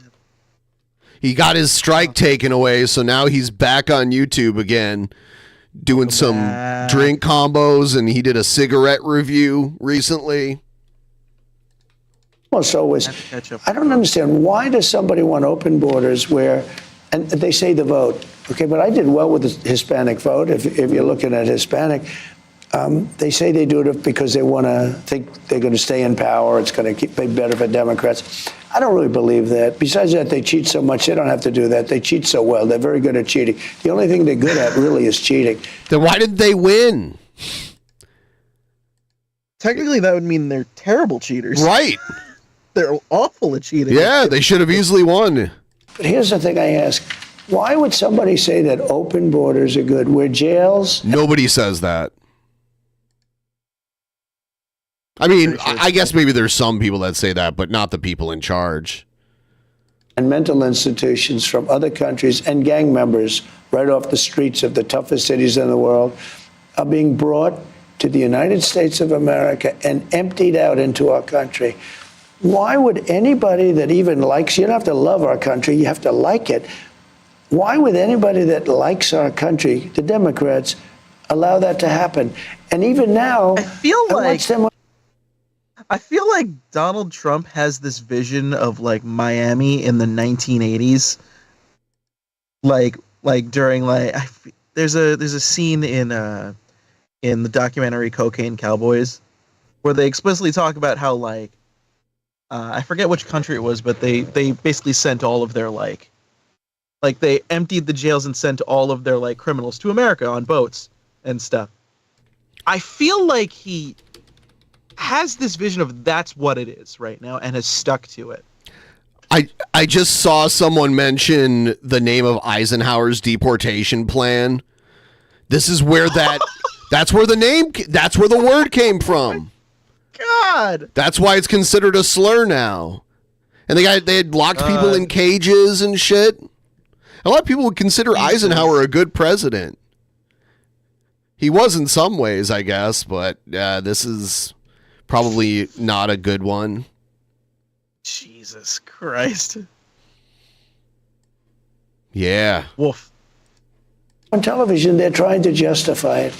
You can't justify it. The only reason it can be is two reasons. You're stupid, and I don't think they're stupid. I think anybody that cheats that much and that well is not stupid. You're either stupid or you hate the country. Those are the only two reasons. Sean, who would ask for open borders with people pouring in, some of whom, I won't get into it, but you can look at them and you can... The borders are not open. I don't know what he means by open. You have to talk to someone when you cross the border unless you come in illegally, and usually you'll get caught if you do that. Mm-hmm. And say, could be trouble. I don't think he cares to explain enough that he considers open to asylum seekers. He considers that open, I guess. Could be trouble. There are people coming in. There are people with gang tattoos on. There are people coming in with tattoos all over their face. Yeah, send Post Malone back to where he came from. Okay, now this brings me back to center in terms of I can now recognize these are just two old men talking. It's when they're starting to go, they have tattoos on their face. Yeah, this is what it is. This is what we're dealing with. Those damn facial tattoos. Their entire face is covered with tattoos. It identifies. Typically, he's not going to be the head of the local bank. Hey, what? The local bank.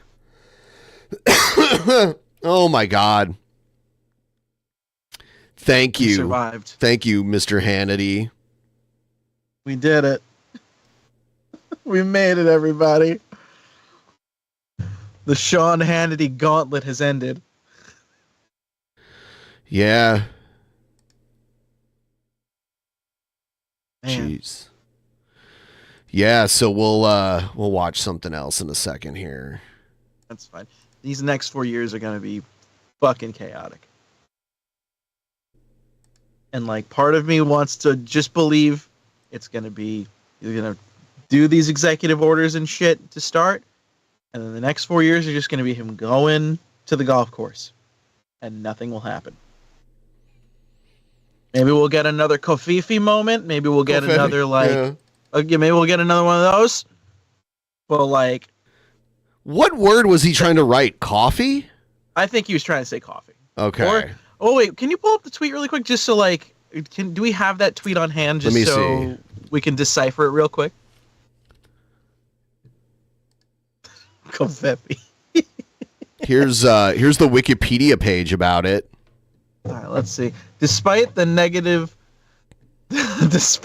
constant negative press, Kofifi. Yeah. I want to hear how Wikipedia says it. Hold on. Kofifi. Kofifi. Oh, I want to believe it. Like he was gonna write. Like the closest I get is like conspiracy or like some sort of. Despite the constant negative press, Kofifi. I think what happened was he started tweeting, had to go do something, put the phone down, came back and went, all right, let me send this tweet, and just sent the tweet. Yeah, something like that. But truth, not Kofifi. Press conference coverage could be it. That sounds pretty close. But yeah, I'm not sure. I thought he meant coffee.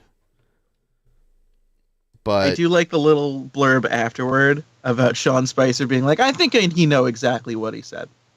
Since Cobra's around, I don't know if he's still here or not, but we'll watch his what up? His cigarette review. He did 2 cigarette reviews. Let's see. Fellow YouTubers, I have a Lucky Strike filterless. Oh yeah, the label right there.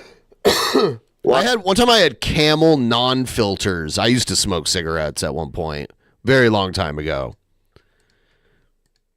I'm not a smoker, so good for you. Yeah, I was into it for a long time. Camel wide cigarettes. I liked the Camel wides, and I liked Parliaments. Parliaments were like a type of cigarette that had a recessed filter. Got it label first, assassin style. These cigarettes were given to me by my YouTube Lucky fans. Strikes? Yeah, they have no filters. This pack is empty, along with this pack. These are really good, too. I got 1 pack left. Appreciate the fans. Give you a cigarette review now that I'm out of YouTube jail. Yeah! He's out of YouTube jail. I can't wait for him to start playing that guitar and then go, it's sloppy. Yeah, he I was on the stream with you with that happened. Yeah. Well, I mean, he was faded when he did that. Lucky Strikes are really good. In that filterless action, go ahead and get you a hit. I'm always worried about getting the tobacco in my mouth, though. Look at that. Go ahead and pull that shit, because you know you want to. I'm good. The only time I smoke tobacco anymore is on a very rare occasion. Like maybe once a year, there's this casino in the area, and they have like a cigar lounge where you can like buy a cigar and smoke it there and like have a drink and that kind of shit. And every now and then, if I go there, I'll do that. Like I buy one of their like $2 mini cigars and I'll smoke a cigar. Yeah. Yeah, they have like stupid expensive cigars in there. They have like a huge humidor and shit, but I just buy the little like cheapo $2 cigar. Casinos are one of the last like public places people can smoke in. It's crazy.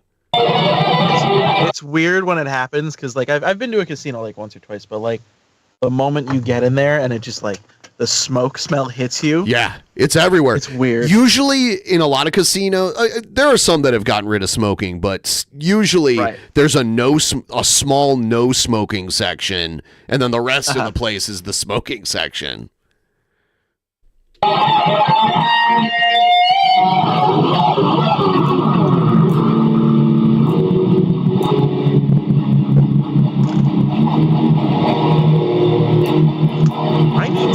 all right. It's gonna bother me. I'm gonna try this again because I see these videos all the time. I want to know how the fuck he plays this guitar. He plays. He's barring the like. It's like a drop tuning. I think it sounds a little not tuned at the moment, but I think it's like a drop tuning.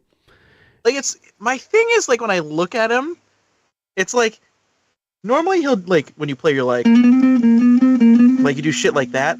It looks like he's going like yeah, you know what I mean? Got like it looks like he's just sliding. I'd like to see Cobra with a fretless guitar because it's all sliding. I want to see Cobra with a backing band. To be honest with you, like that would be insane. Like I want. Listen, Cobra, just hear me out. Don't tell King Cobra what to do. I know. I'm not trying to tell him what to do because he's going to be like, fuck you. Yeah, you don't tell him what to do. I understand the game. I just want to see, like, I don't want him to, like, not with, like, lyrics or anything. I want him to do, like, Jacob Pastorius style, or I think that's what his name is, Jacob Pastorius. Anyway, where it's, like, he's just playing and there's a backing band behind him, like, elevating his solo shit. Sure. I want to see that. I would think that would be ultimately, like, fascinating to see live. I think so.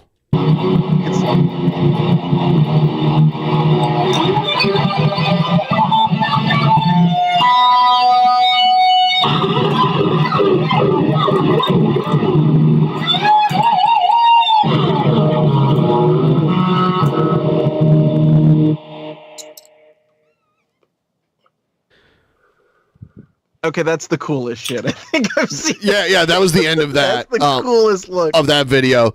I had a Warlock guitar too back in the day. I don't have it anymore. I like left it behind somewhere a long time ago. My first guitar was an Epiphone SG. My very first guitar was like an off-brand, like a cheapo brand, like Fender Strat clone. It wasn't a real Fender. Like a first act guitar or some shit like that? It had a weird name to it. I can't remember right now. And then I had an Ibanez that kind of looked like a Strat too. Like the body was like Strat shaped, but it was Ibanez. Right. Yeah, and I have a few guitars. A lot of them just have like a lot of wear and tear. And then I have my one nice guitar that like, yeah, the Gibson. Nice. Yeah. Greetings, YouTube. So I have this strawberry banana flavored body armor. I tried the blueberry pomegranate flavor. It's pretty good. So we got some strawberry banana body armor sports drink. Let's see how it tastes.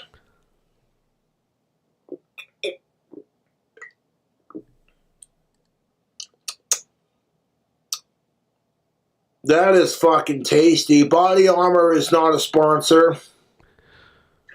My favorite... Isn't Body Armor like a clothing brand first? Isn't that what it was? Under Armour. Oh, that's Under Armour. Okay. Huh. Weird. Body Armor. Why is it called Body Armor?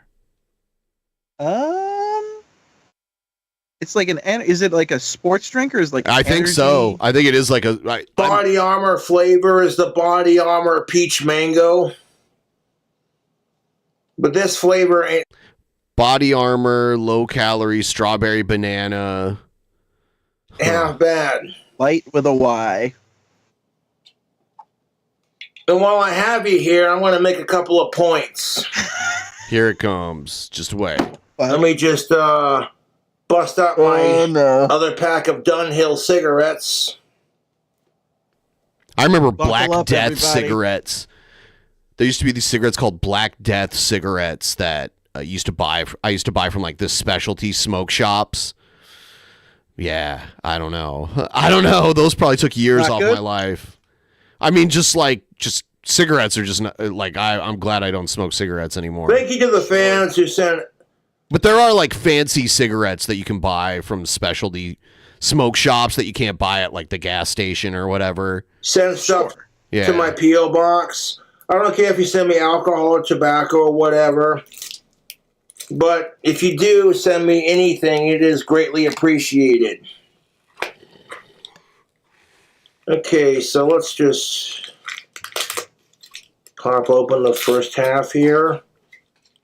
Comes in like 2 different halves. Look at that red packaging. Sleek and very nice. Show the logo. Dunhill is known for their tobacco pipes and their cologne, and they also make pipe tobacco and cigarettes. Now, what's the rant you're going to go off on, Cobra, like anyone wants to listen? Buckle up. I got something to say. I'm sick and tired of all the stigmas attached to living in a group home or having some sort of mental disability. I mean, Jesus fucking Christ, people treat me like I'm too stupid to wipe my own ass. And I like how I make a video ripping on sickos for allegedly catching HIV, and then YouTube takes that down, and I end up in YouTube jail for a week because of it, because my YouTube trolls. Pause, can I get the context on that? He made a video about Diddy, I think, having HIV or something, and it got mass flagged and taken down. I think is what. So yeah, was it deemed as misinformation? Is that why it was taken down? I'm not sure. I think it might have been harassment or something. He told me about it when it happened. Interesting. Yeah, I can't remember what he said it was. Mass flag my videos and then brag about it like they have achieved something great, and it's like you're a miserable piece of shit. Meanwhile, there were fucking YouTube channels that are dedicated to ripping on me and making fun of me for having Asperger's. And let me just say this, YouTube. I have a buddy of mine who lives in a group home, and he has 3 jobs. He's more mentally special needs than I am. And despite that, he has 3 jobs and is a productive member of his community. A lot of people think I belong in a group home, and I'm like, go fuck yourself. 1, there's nothing wrong with being in a group home, and 2, I think he's all right. He's got a place. He's got a place. I was gonna say, yeah. He's like, he may have it's Asperger's, right? Or is it? I think that's what he says. Asperger. All right. Yeah, he may have Asperger's, but like, he's pretty self-sufficient. Like he's good for living on his own. Everyone who's seen he's lived in 3 separate places. Well, I think now he has a better place too, where he doesn't have any neighbors in the same building, and he can just kind of do his thing, and he doesn't have to worry about being super quiet at night, that kind of shit. Which is great. Like he's living the dream. Yep. My insurance won't cover it. I can't afford it. And 3, I don't need it. Like, and that's kind of the problem with putting yourself out there on YouTube like I do, is people just see my autism as like I'm some kind of zoo exhibit or some kind of circus freak. And it's like, you know what? I'm a real human being. I am not an animal. That's a quote from the Elephant Man. Rest in peace, David. I'm a real human being.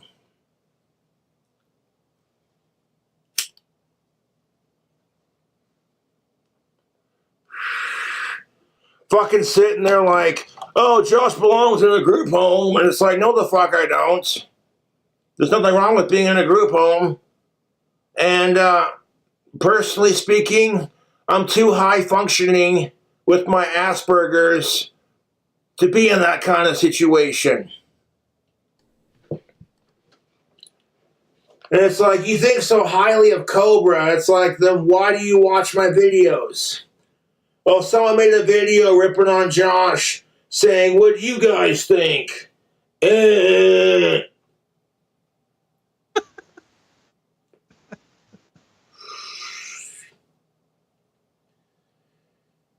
it's the truth. It's the fucking truth. My buddy, I'm not going to name his name because I don't want him getting harassed, but he's a good person. And he's very much what you'd call special needs. And he does have special needs worse than mine. And like I said, he has 3 jobs, and he's a productive member of his community. And I've known him since high school, so fuck off. Sincerely, fuck off. I'm not sure who he was talking about, but, you know, I don't really care. It would have been really funny if he was like, I'm not going to name him, but my buddy says his name. This Dunhill cigarette is exquisite. So thank you to the fans for sending the smokes. I appreciate it.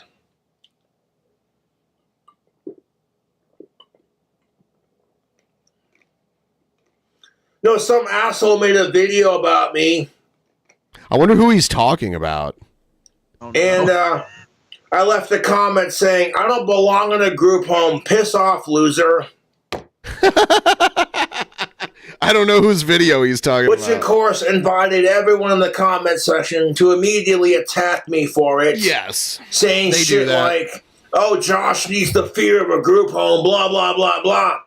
And I'm like, there is no fear. Needs the fear of a group home? I don't know what that means. Like, he's supposed to live in fear? That's kind of sick. Like fucking, like, what is it? What's that fucking show? Beyond Scared Straight?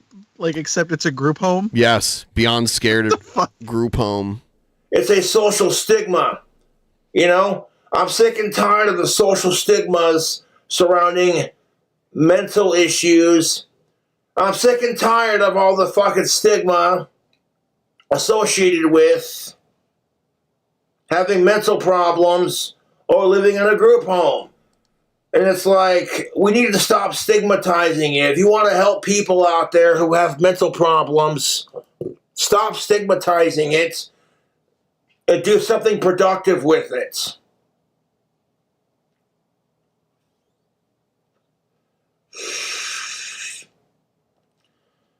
And I did respond to 2 of the comments on that video. And I said my piece and I left it at that. And from then, there going forward, I'm not going to respond to any more of it.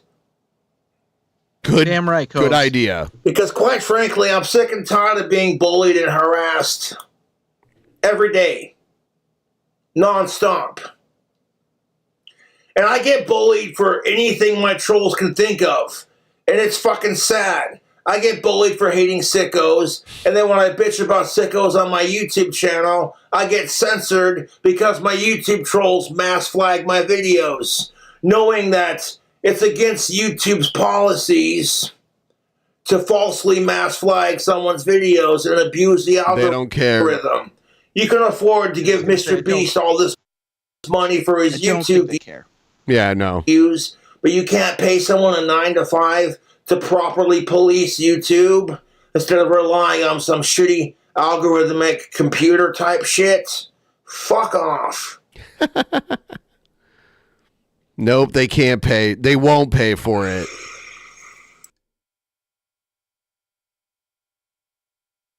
There you have it. The king has spoken. Praise be to King Cobra. Here's a news story about people fighting over Pokemon cards at Costco. Okay. By the way, I'm gonna go after this one because I'm curious, but I want to see this one. Hey, Clever, hey, Clever, get away! Stop! Let go! He's been here since 7 in the morning! Oh shit!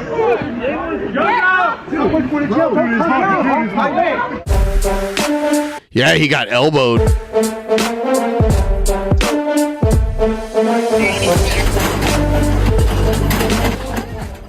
Oh, I remember the dumb cups. It's like, why do people Stanley shit? Yeah, why do people want these fucking cups? I never understood that. It's the brand name. Like honestly, it's just the brand name, and like I guess it's how durable they are. My wife has like a bunch of these fucking Stanleys, but like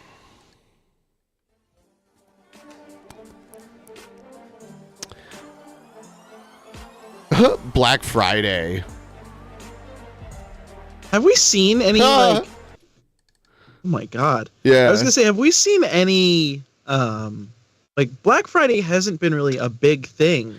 No, because online, well, especially because like the pandemic made people realize, like, hey, I don't need to go anywhere to shop, you know, Right. and and a lot of the shit was closed for a time. So now it's just like Black Friday is online too.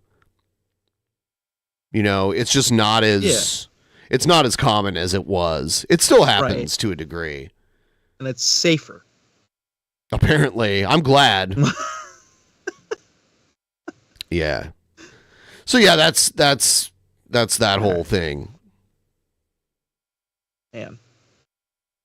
Yeah. Thought that was going to be much longer. No, I do have another one. Just get the shit kicked. I do have another one. It's did you see how George Bush, like, the inauguration, people noticed George Bush was making goofy faces? Okay, I want to see this one. Okay. Let's get this one. All right. So JDH is here. This is a great boost. This is a great boost. Well, your father gives you so much material. This is it. This is the last George W. boost because everybody's been talking about yesterday's. Yeah, because George Bush's daughter is one of the Today Show hosts now. That's crazy. I gotta imagine she's like, "Are you fucking kidding?" She looks a lot like him. It's weird. Yeah. Inauguration, but you all already guessed what moment has been blowing up our family group chat. Yeah, my dad went viral for these getaway shots during yesterday's broadcast. Did you see this? The internet's obsessed with this little smile and goofy expression.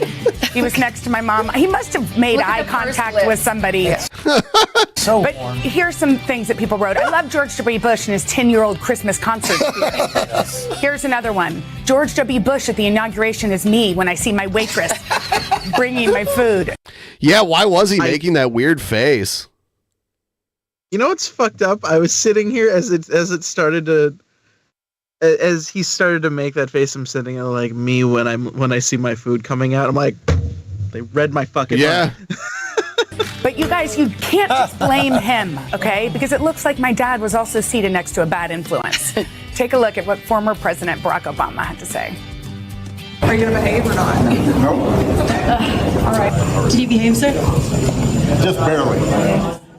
I mean, don't you love how... Oh, they need a podcast, a sitcom, something. I just love how... Oh my God, the Obama Bush podcast? That would be weird. I'd pass on that. Yeah.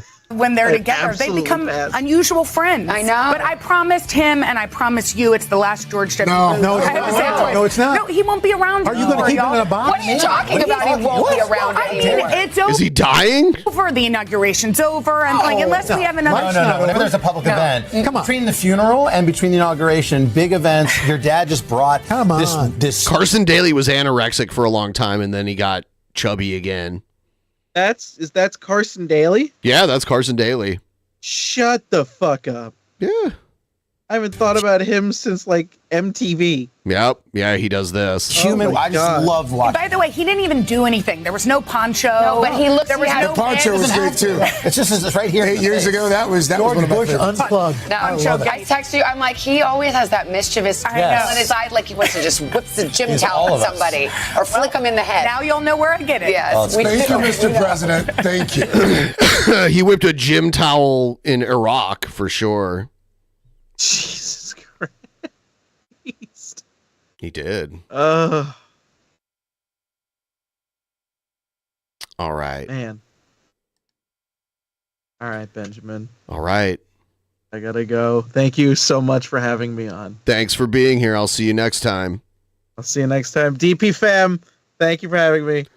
Bye, Smarty. I'll see you around. Bye. All right. So now I'm here by myself. Please like the stream. Try to have him back again soon. Please give the stream a big fat like. Thank you. I don't have any Jared. Unless you want to watch Jared play fucking Maniac Mansion, I don't have anything.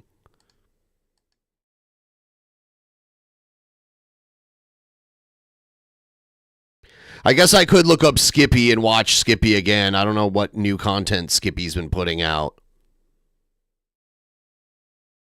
I'm not sure. But yeah, Jared did a stream where he played Maniac Mansion, and I tried to watch some of it, and I was like, I don't know if I want to watch it, so I stopped.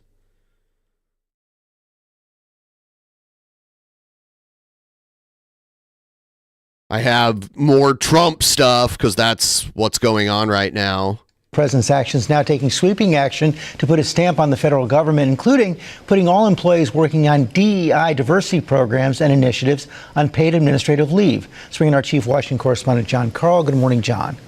Good morning, George. There is a lot of confusion across the federal workforce this morning about several of these orders. This one on DEI calls for an end to all diversity, equity, and inclusion. The end of diversity. Programs across the federal government, telling the employees who work in such programs to stop working as of 5 o'clock yesterday on paid administrative leave. And George, paid administrative leave? Further, the order was accompanied by a memo that went out to federal employees telling them that sometimes these DEI programs are hidden through, quote, coded or imprecise language. And it directed federal employees to report anybody secretly working on such programs, and that if they do not report such people, they would have adverse consequences. There was another order that directed the Department of Justice to freeze all ongoing litigation out of the Civil Rights Division, very large division at the Department of Justice. And George, and yet another one, public health agencies that would include the CDC and the FDA have been directed to pause all external communications. This would theoretically include upcoming reports on the bird flu crisis. And John, 160 members of the national security staff in the White House have been sent back to their agencies. Yeah, this is the new National Security Advisor, Mike Waltz, telling these 160 career employees, many of them who are out of the Department of Defense or the Department of State, not to show up to work. There's going to be a review of all of them, Mike Waltz says, to ensure that they all personnel working in the White House National Security Council support Trump's America First agenda. Really part of this effort to make sure that the White House is staffed thoroughly with loyalists to Donald Trump. And John, Trump's attempt to do away with the constitutional guarantee of birthright citizenship is going to face its first legal test. Yeah, there's going to be a lot. It's first because it's going to be in the courts for a while. A lot of legal challenges here. This is to undo what is in the 14th Amendment to the United States Constitution. That is that if you are born in the United States, you are an American citizen. Donald Trump's executive order on this tries to revoke that right. The first test of that will be in Seattle today. There you it's go. an effort to put a temporary restraining order on that while the inevitable legal challenges work their way through the courts. John Carl, thank you. Wow. So in Seattle, the first hearing is happening today. That's crazy.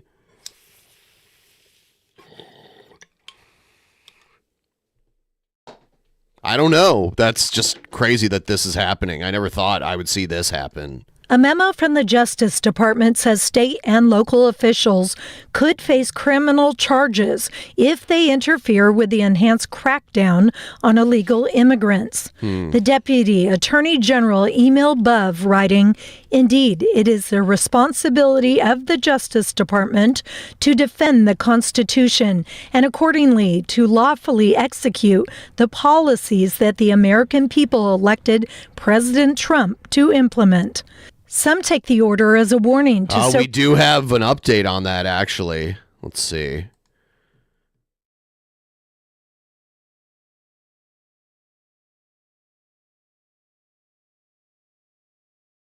Here's an update on that, actually.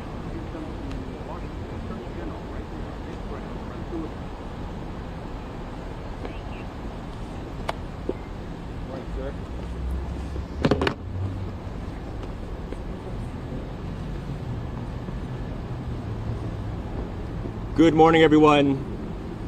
Today, to defend the United States Constitution, to defend democracy in America, and to defend what it means to be an American citizen. We are thrilled that the court saw the seriousness and the urgency of the complaint and request for a temporary restraining order brought by the state of Washington, Oregon, Arizona, and Illinois, and are thrilled that the judge issued a temporary restraining order directing the United States government, the unconstitutional... I don't know why it's skipping like that. ...un-American... So the judge has blocked Trump's... A federal judge in Washington State, has blocked Trump's order to end birthright citizenship. Order attempting to eliminate birthright citizenship in America. This is step one, but to hear the judge from the bench say that in his 40 years as a judge, He has never seen something so blatantly unconstitutional, sets the tone for the seriousness of this effort. I want to thank all of the men and women who put in hard work over the past year to prepare for something like this and who successfully argued the case today. We have an incredible team of men and women in the Attorney General's office in the state of Washington and working collaboratively with our colleagues across the country. We'll take your questions. Nick, you heard the argument that you didn't need to do this right now, that this wasn't even going to go into effect until next month. Why did you need the TRO today before the order actually went into effect? Well, first and foremost, the judge obviously disagreed with that argument, setting the tone for the urgency.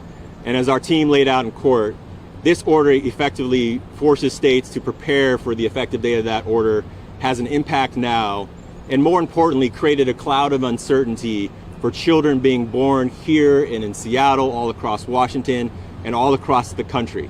And so the urgency by which we moved was effective and appropriate and supported by the court. Mr. Attorney General, what difference would it make? So we have birthright citizenship in Washington still.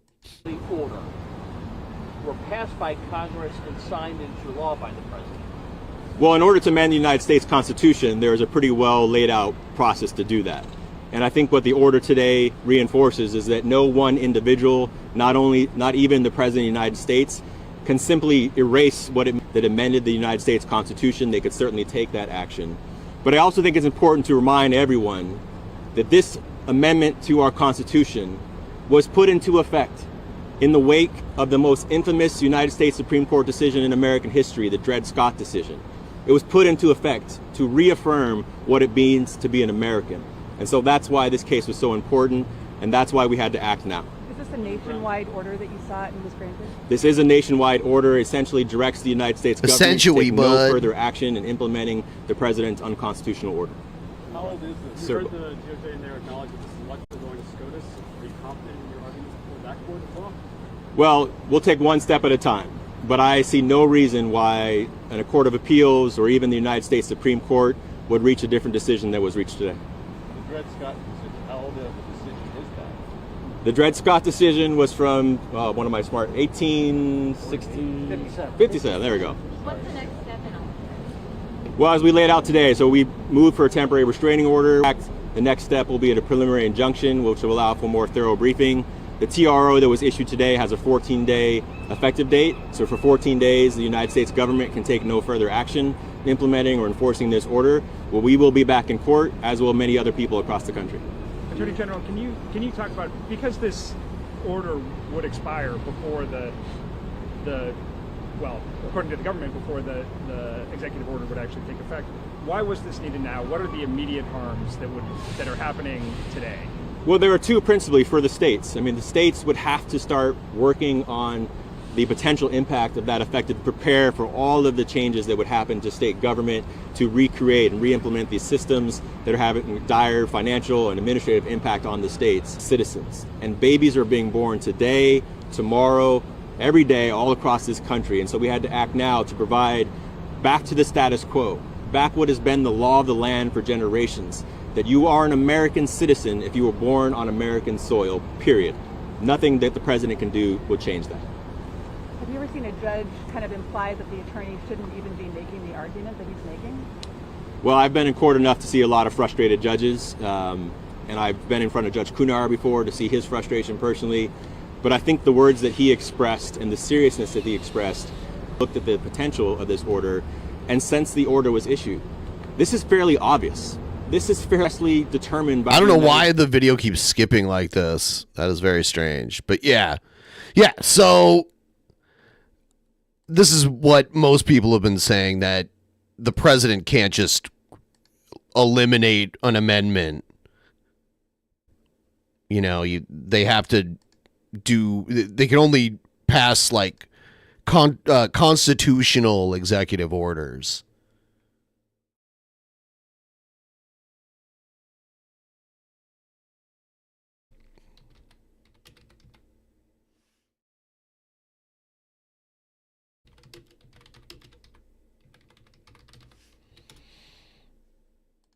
Birthright citizenship is straying.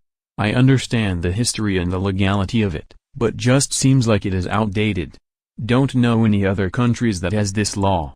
What you think, Ben? Educate me. Okay, here's all the countries that have birthright citizenship. The green ones are it's unrestricted. So most of the Americas have unrestricted birthright citizenship. Canada, U.S., Mexico, and then most of the Central America. Looks like they have. Is this Colombia? Or is this? Oh no, it's Panama, right? It's Panama. So yeah, most of the countries in the Americas, North and South America, have birthright citizenship. And then in the red ones, they have restricted levels of birthright citizenship. I'm not sure that there's basically, you know, some of them have, it's there, but with restrictions on it. And here's all the restrictions here. What the restrictions for each country are.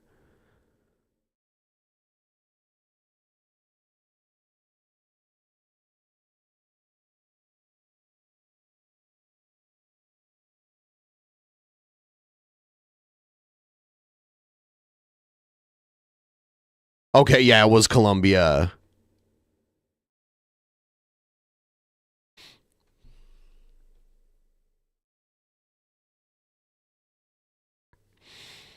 Hey, you can think what you want, but that doesn't change what the law is, and the law, like the amendment would have to be amended. So that's the way it's been for a very long time. If you think it should change, then they're going to have to get enough people into Congress to vote on it and make it change.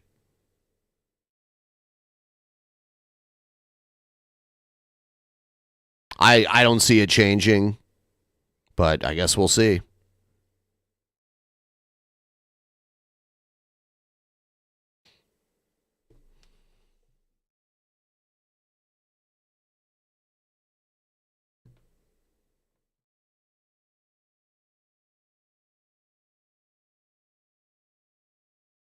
Yeah, 2/3 majority.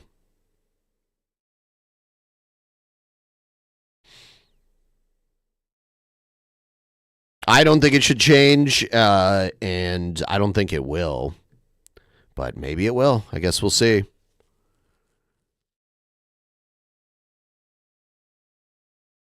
Here's some more on that. Now this, Fox was able to get exclusive access to ICE's elite team in the sanctuary city of Boston. Boston. Thank you, Professor Ben. I feel smarter now. You're welcome. Bill Maluzhin is there. Bill, you saw the first images of Trump's mass deportation efforts. Tell us about it. Yeah, Brian, good morning to you. We certainly did. In the early days of this Trump administration, ICE officials tell us they're taking what they call a worst first approach, meaning they are targeting the worst of the worst criminal alien offenders first. And we were given exclusive access to ICE's elite team right here in Boston as they went out into sanctuary jurisdictions and enforced immigration law. Good morning, everyone. It's a frigid... By the way, I would really appreciate it if you guys would start a tip train and help me get a little bit closer, maybe like to 20% or something. I'm doing another stream later tonight, but this is just the... I decided to make this the episode because I had Smarty lined up for today, but he could... the morning was easier for him. So that's why I did that. 5 degrees in the pre-dawn hours just outside of Boston, where this team of elite ICE officers is briefing on their targets for the day. We're going to be targeting some extremely violent offenders today. Within moments, the officers are on the move, with eyes on their first target. Looks like we got movement, target vehicle coming out. They quickly take him into custody. See, Fox News is portraying this as like heroic shit. An MS-13 gang member wanted in El And yeah, like if they are participating in gang activity and that kind of shit and they are committing crimes, then they probably should leave. Salvador for aggravated murder. And he has an Interpol red notice out for his arrest. We are targeting very violent threats to our community. I'm not going back to Haiti. One of those threats is this illegal alien from Haiti. ICE says he's a gang member with 17 criminal convictions in recent years. Trump, you feel me? Yo, Biden forever, bro. Wow, they got some good footage. Thank Obama for everything that he did for me, bro. ICE Boston quickly takes down its next targets, including this illegal alien from Brazil who has an Interpol red notice for armed robbery. This Salvadoran illegal How come they got to alien blur everybody's faces, but like the angry black guy, they didn't have to blur his face? Why is that? Did he sign a release? Locally with it almost seems like they hired an actor. Like, let's find an actor with dreadlocks. We'll pretend like, hey man, I'm not going back to Haiti, bro. Rape and released by a sanctuary jurisdiction. Señor, ¿cómo se llama? And this Dominican illegal alien charged with assault with a deadly weapon and heroin trafficking.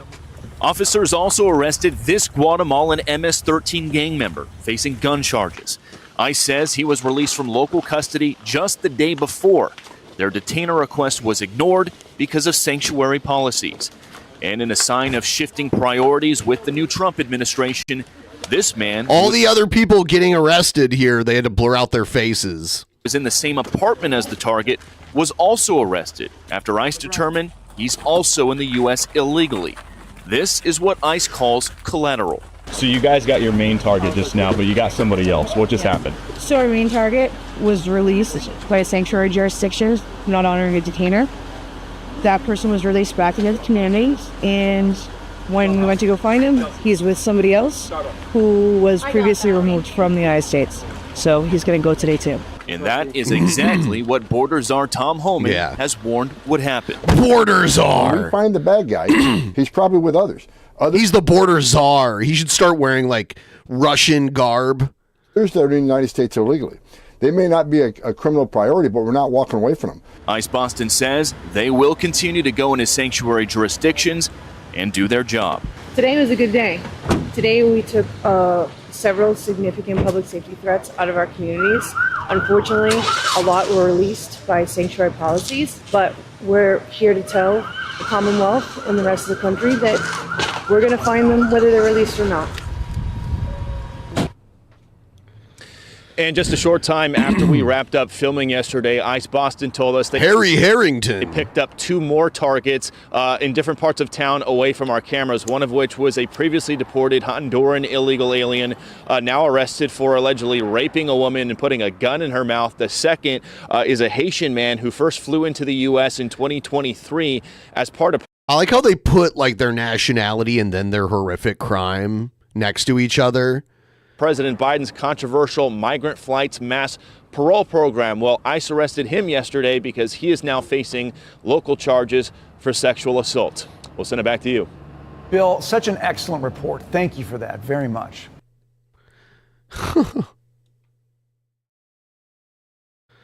Thank you for that excellent report that you did, Mr. Pompadour Man. They got some Puerto Rican guy. Remember that South Park episode?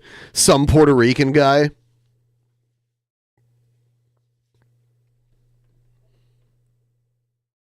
Fox News is like a dystopian view of the news.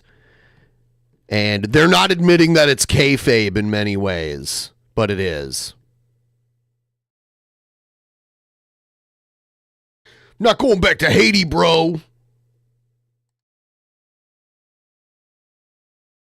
Seemed like an act. That guy seemed like he was an actor. By the way, please like the stream if you haven't already. Toss me a couple bucks. I got another show I'm going to do later tonight. There's a Patreon show coming tomorrow, too. Patreon show tomorrow. Gonna watch some stuff that we don't normally watch on YouTube. Because YouTube is very strict about so many things. Not going back. I love Obama, man. Yeah, what was it? But thank you, Biden. Dude, that looked rehearsed. It looked like that guy was an actor. Yeah, get a black guy with dreadlocks. Say he's going back to Haiti and he's going to thank Biden and Obama. And be like, fuck Trump. Biden, Obama let me be a criminal in America and Trump won't let me. Trump's hard on crime. Yeah, I did not hear a Haitian accent. That was bullshit. And then it's like everybody else, their identities are being concealed.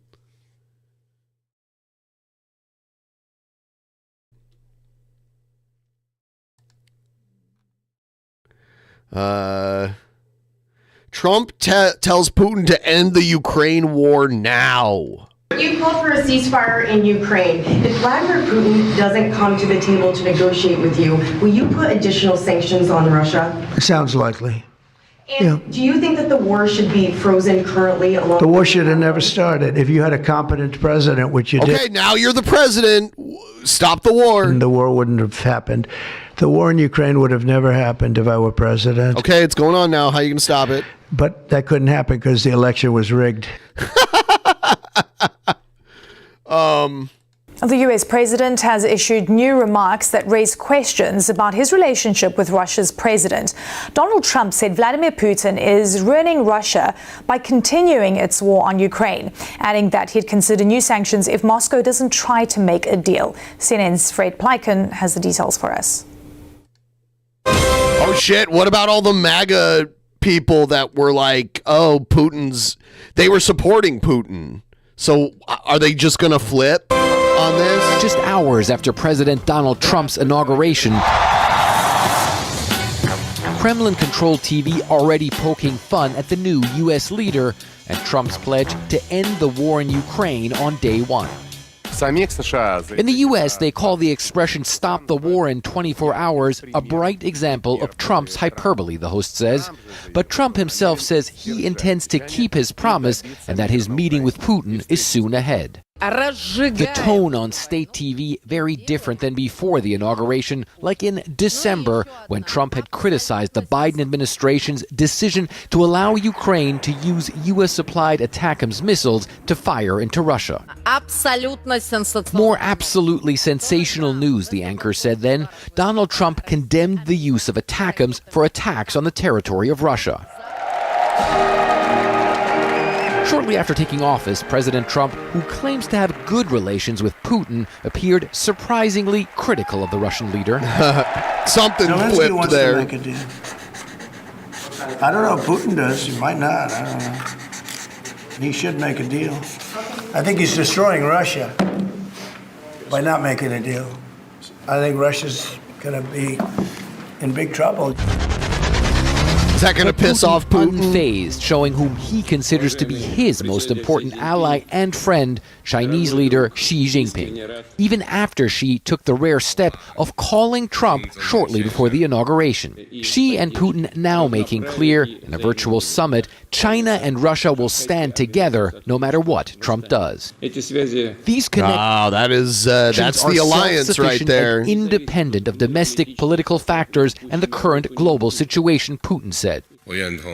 This year, I am ready, together with you, to elevate Chinese-Russian relations to a new level, she added, to counter external uncertainties by preserving stability and resilience of Chinese-Russian relations. As Ukraine continues to lose ground in many sectors of the vast front line, Ukraine's president, speaking at the Davos Economic Forum, appeared concerned about whether Kyiv's allies can achieve what Ukraine would consider a just peace. If there are weak guarantees, uncertainty, only words, then you will only get words from Russia, and they will come back with war again. Fred Pleiken, CNN, Berlin. Donald Trump had insisted that if re-elected, he would end Russia's war in Ukraine on his first day. Yeah. Well, did anyone actually believe that? The deadline has come and gone, and the war rages on unchecked. And the US president was critical of Russian President Vladimir Putin for failing to make a deal to end the fighting. CNN's Nick Payton-Walsh reports that Ukrainians are desperate for it to end soon. Neither Ukraine or Russia got a mention here. But hours later, Trump gave reporters his most stark criticism yet of Putin's war. He should make a deal. I think he's destroying Russia by not making a deal. I think Russia's going to be in big trouble. You take a look at their economy, you take a look at the inflation in Russia. So I would hope, I got along with him great, and, you know, I would hope he wants to make a deal. He said Europe should almost double its defence spend, and he would meet Putin soon. Trump's words, long awaited and welcomed here in central Kiev's fog. All the talk of peace deals, the conditions for it, of negotiations, somewhat distant and theoretical from the real dangers people in Kiev here go through every day, the sirens sounding so frequently, and this vast sea of loss. Clearly, I didn't believe him. The people that believe him are just ridiculously dumb. So many Ukrainians desperate for peace, but also to see the sacrifice that's made. It's like a weird mental some illness. Kind of future they can be happy with. As the sea of grief spreads to fresh grass, hope is their only option. All right. Fucking. Oh my God.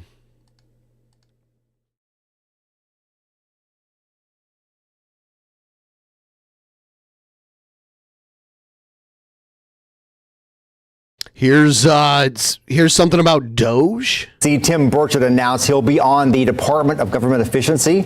Representative Marjorie Taylor Greene is on as the chairperson for the department. Oh my God, what a freak show. So MTG and Elon Musk are like, they're part of it? Says that she notified him of the decision earlier today. The committee is meant to eliminate government overspending and is led by billionaire businessman Elon Musk. One of President Trump's day one executive actions set up the Department of Government Efficiency.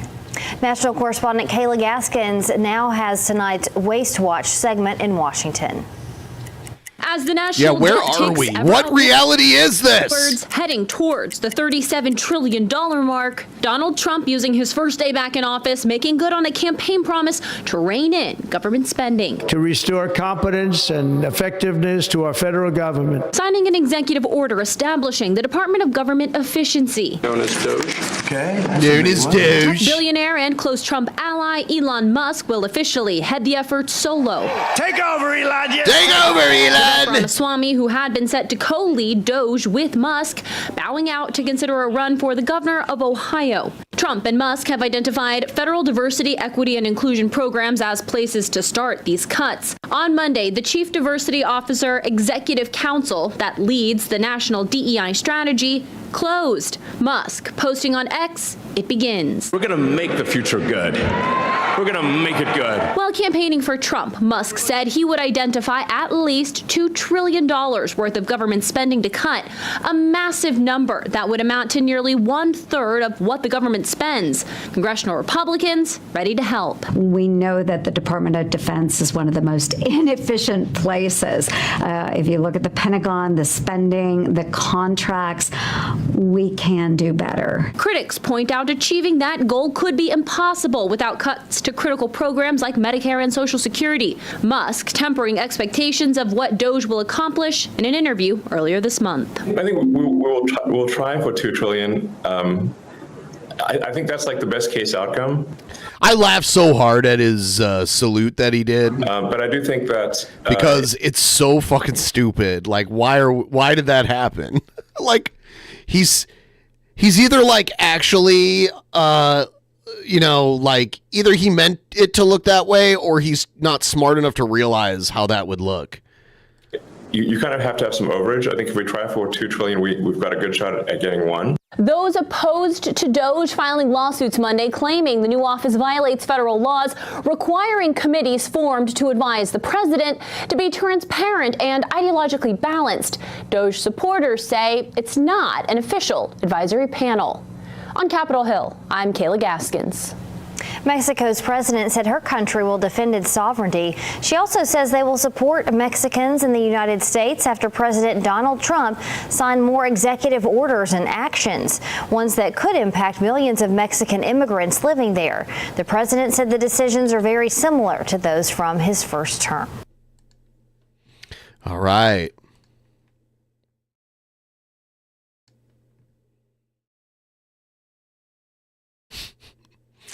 Yeah. So, yeah, I think we're going to wrap this one up and I'll come back and do another stream later on. So, thanks for watching and I will see you guys next time.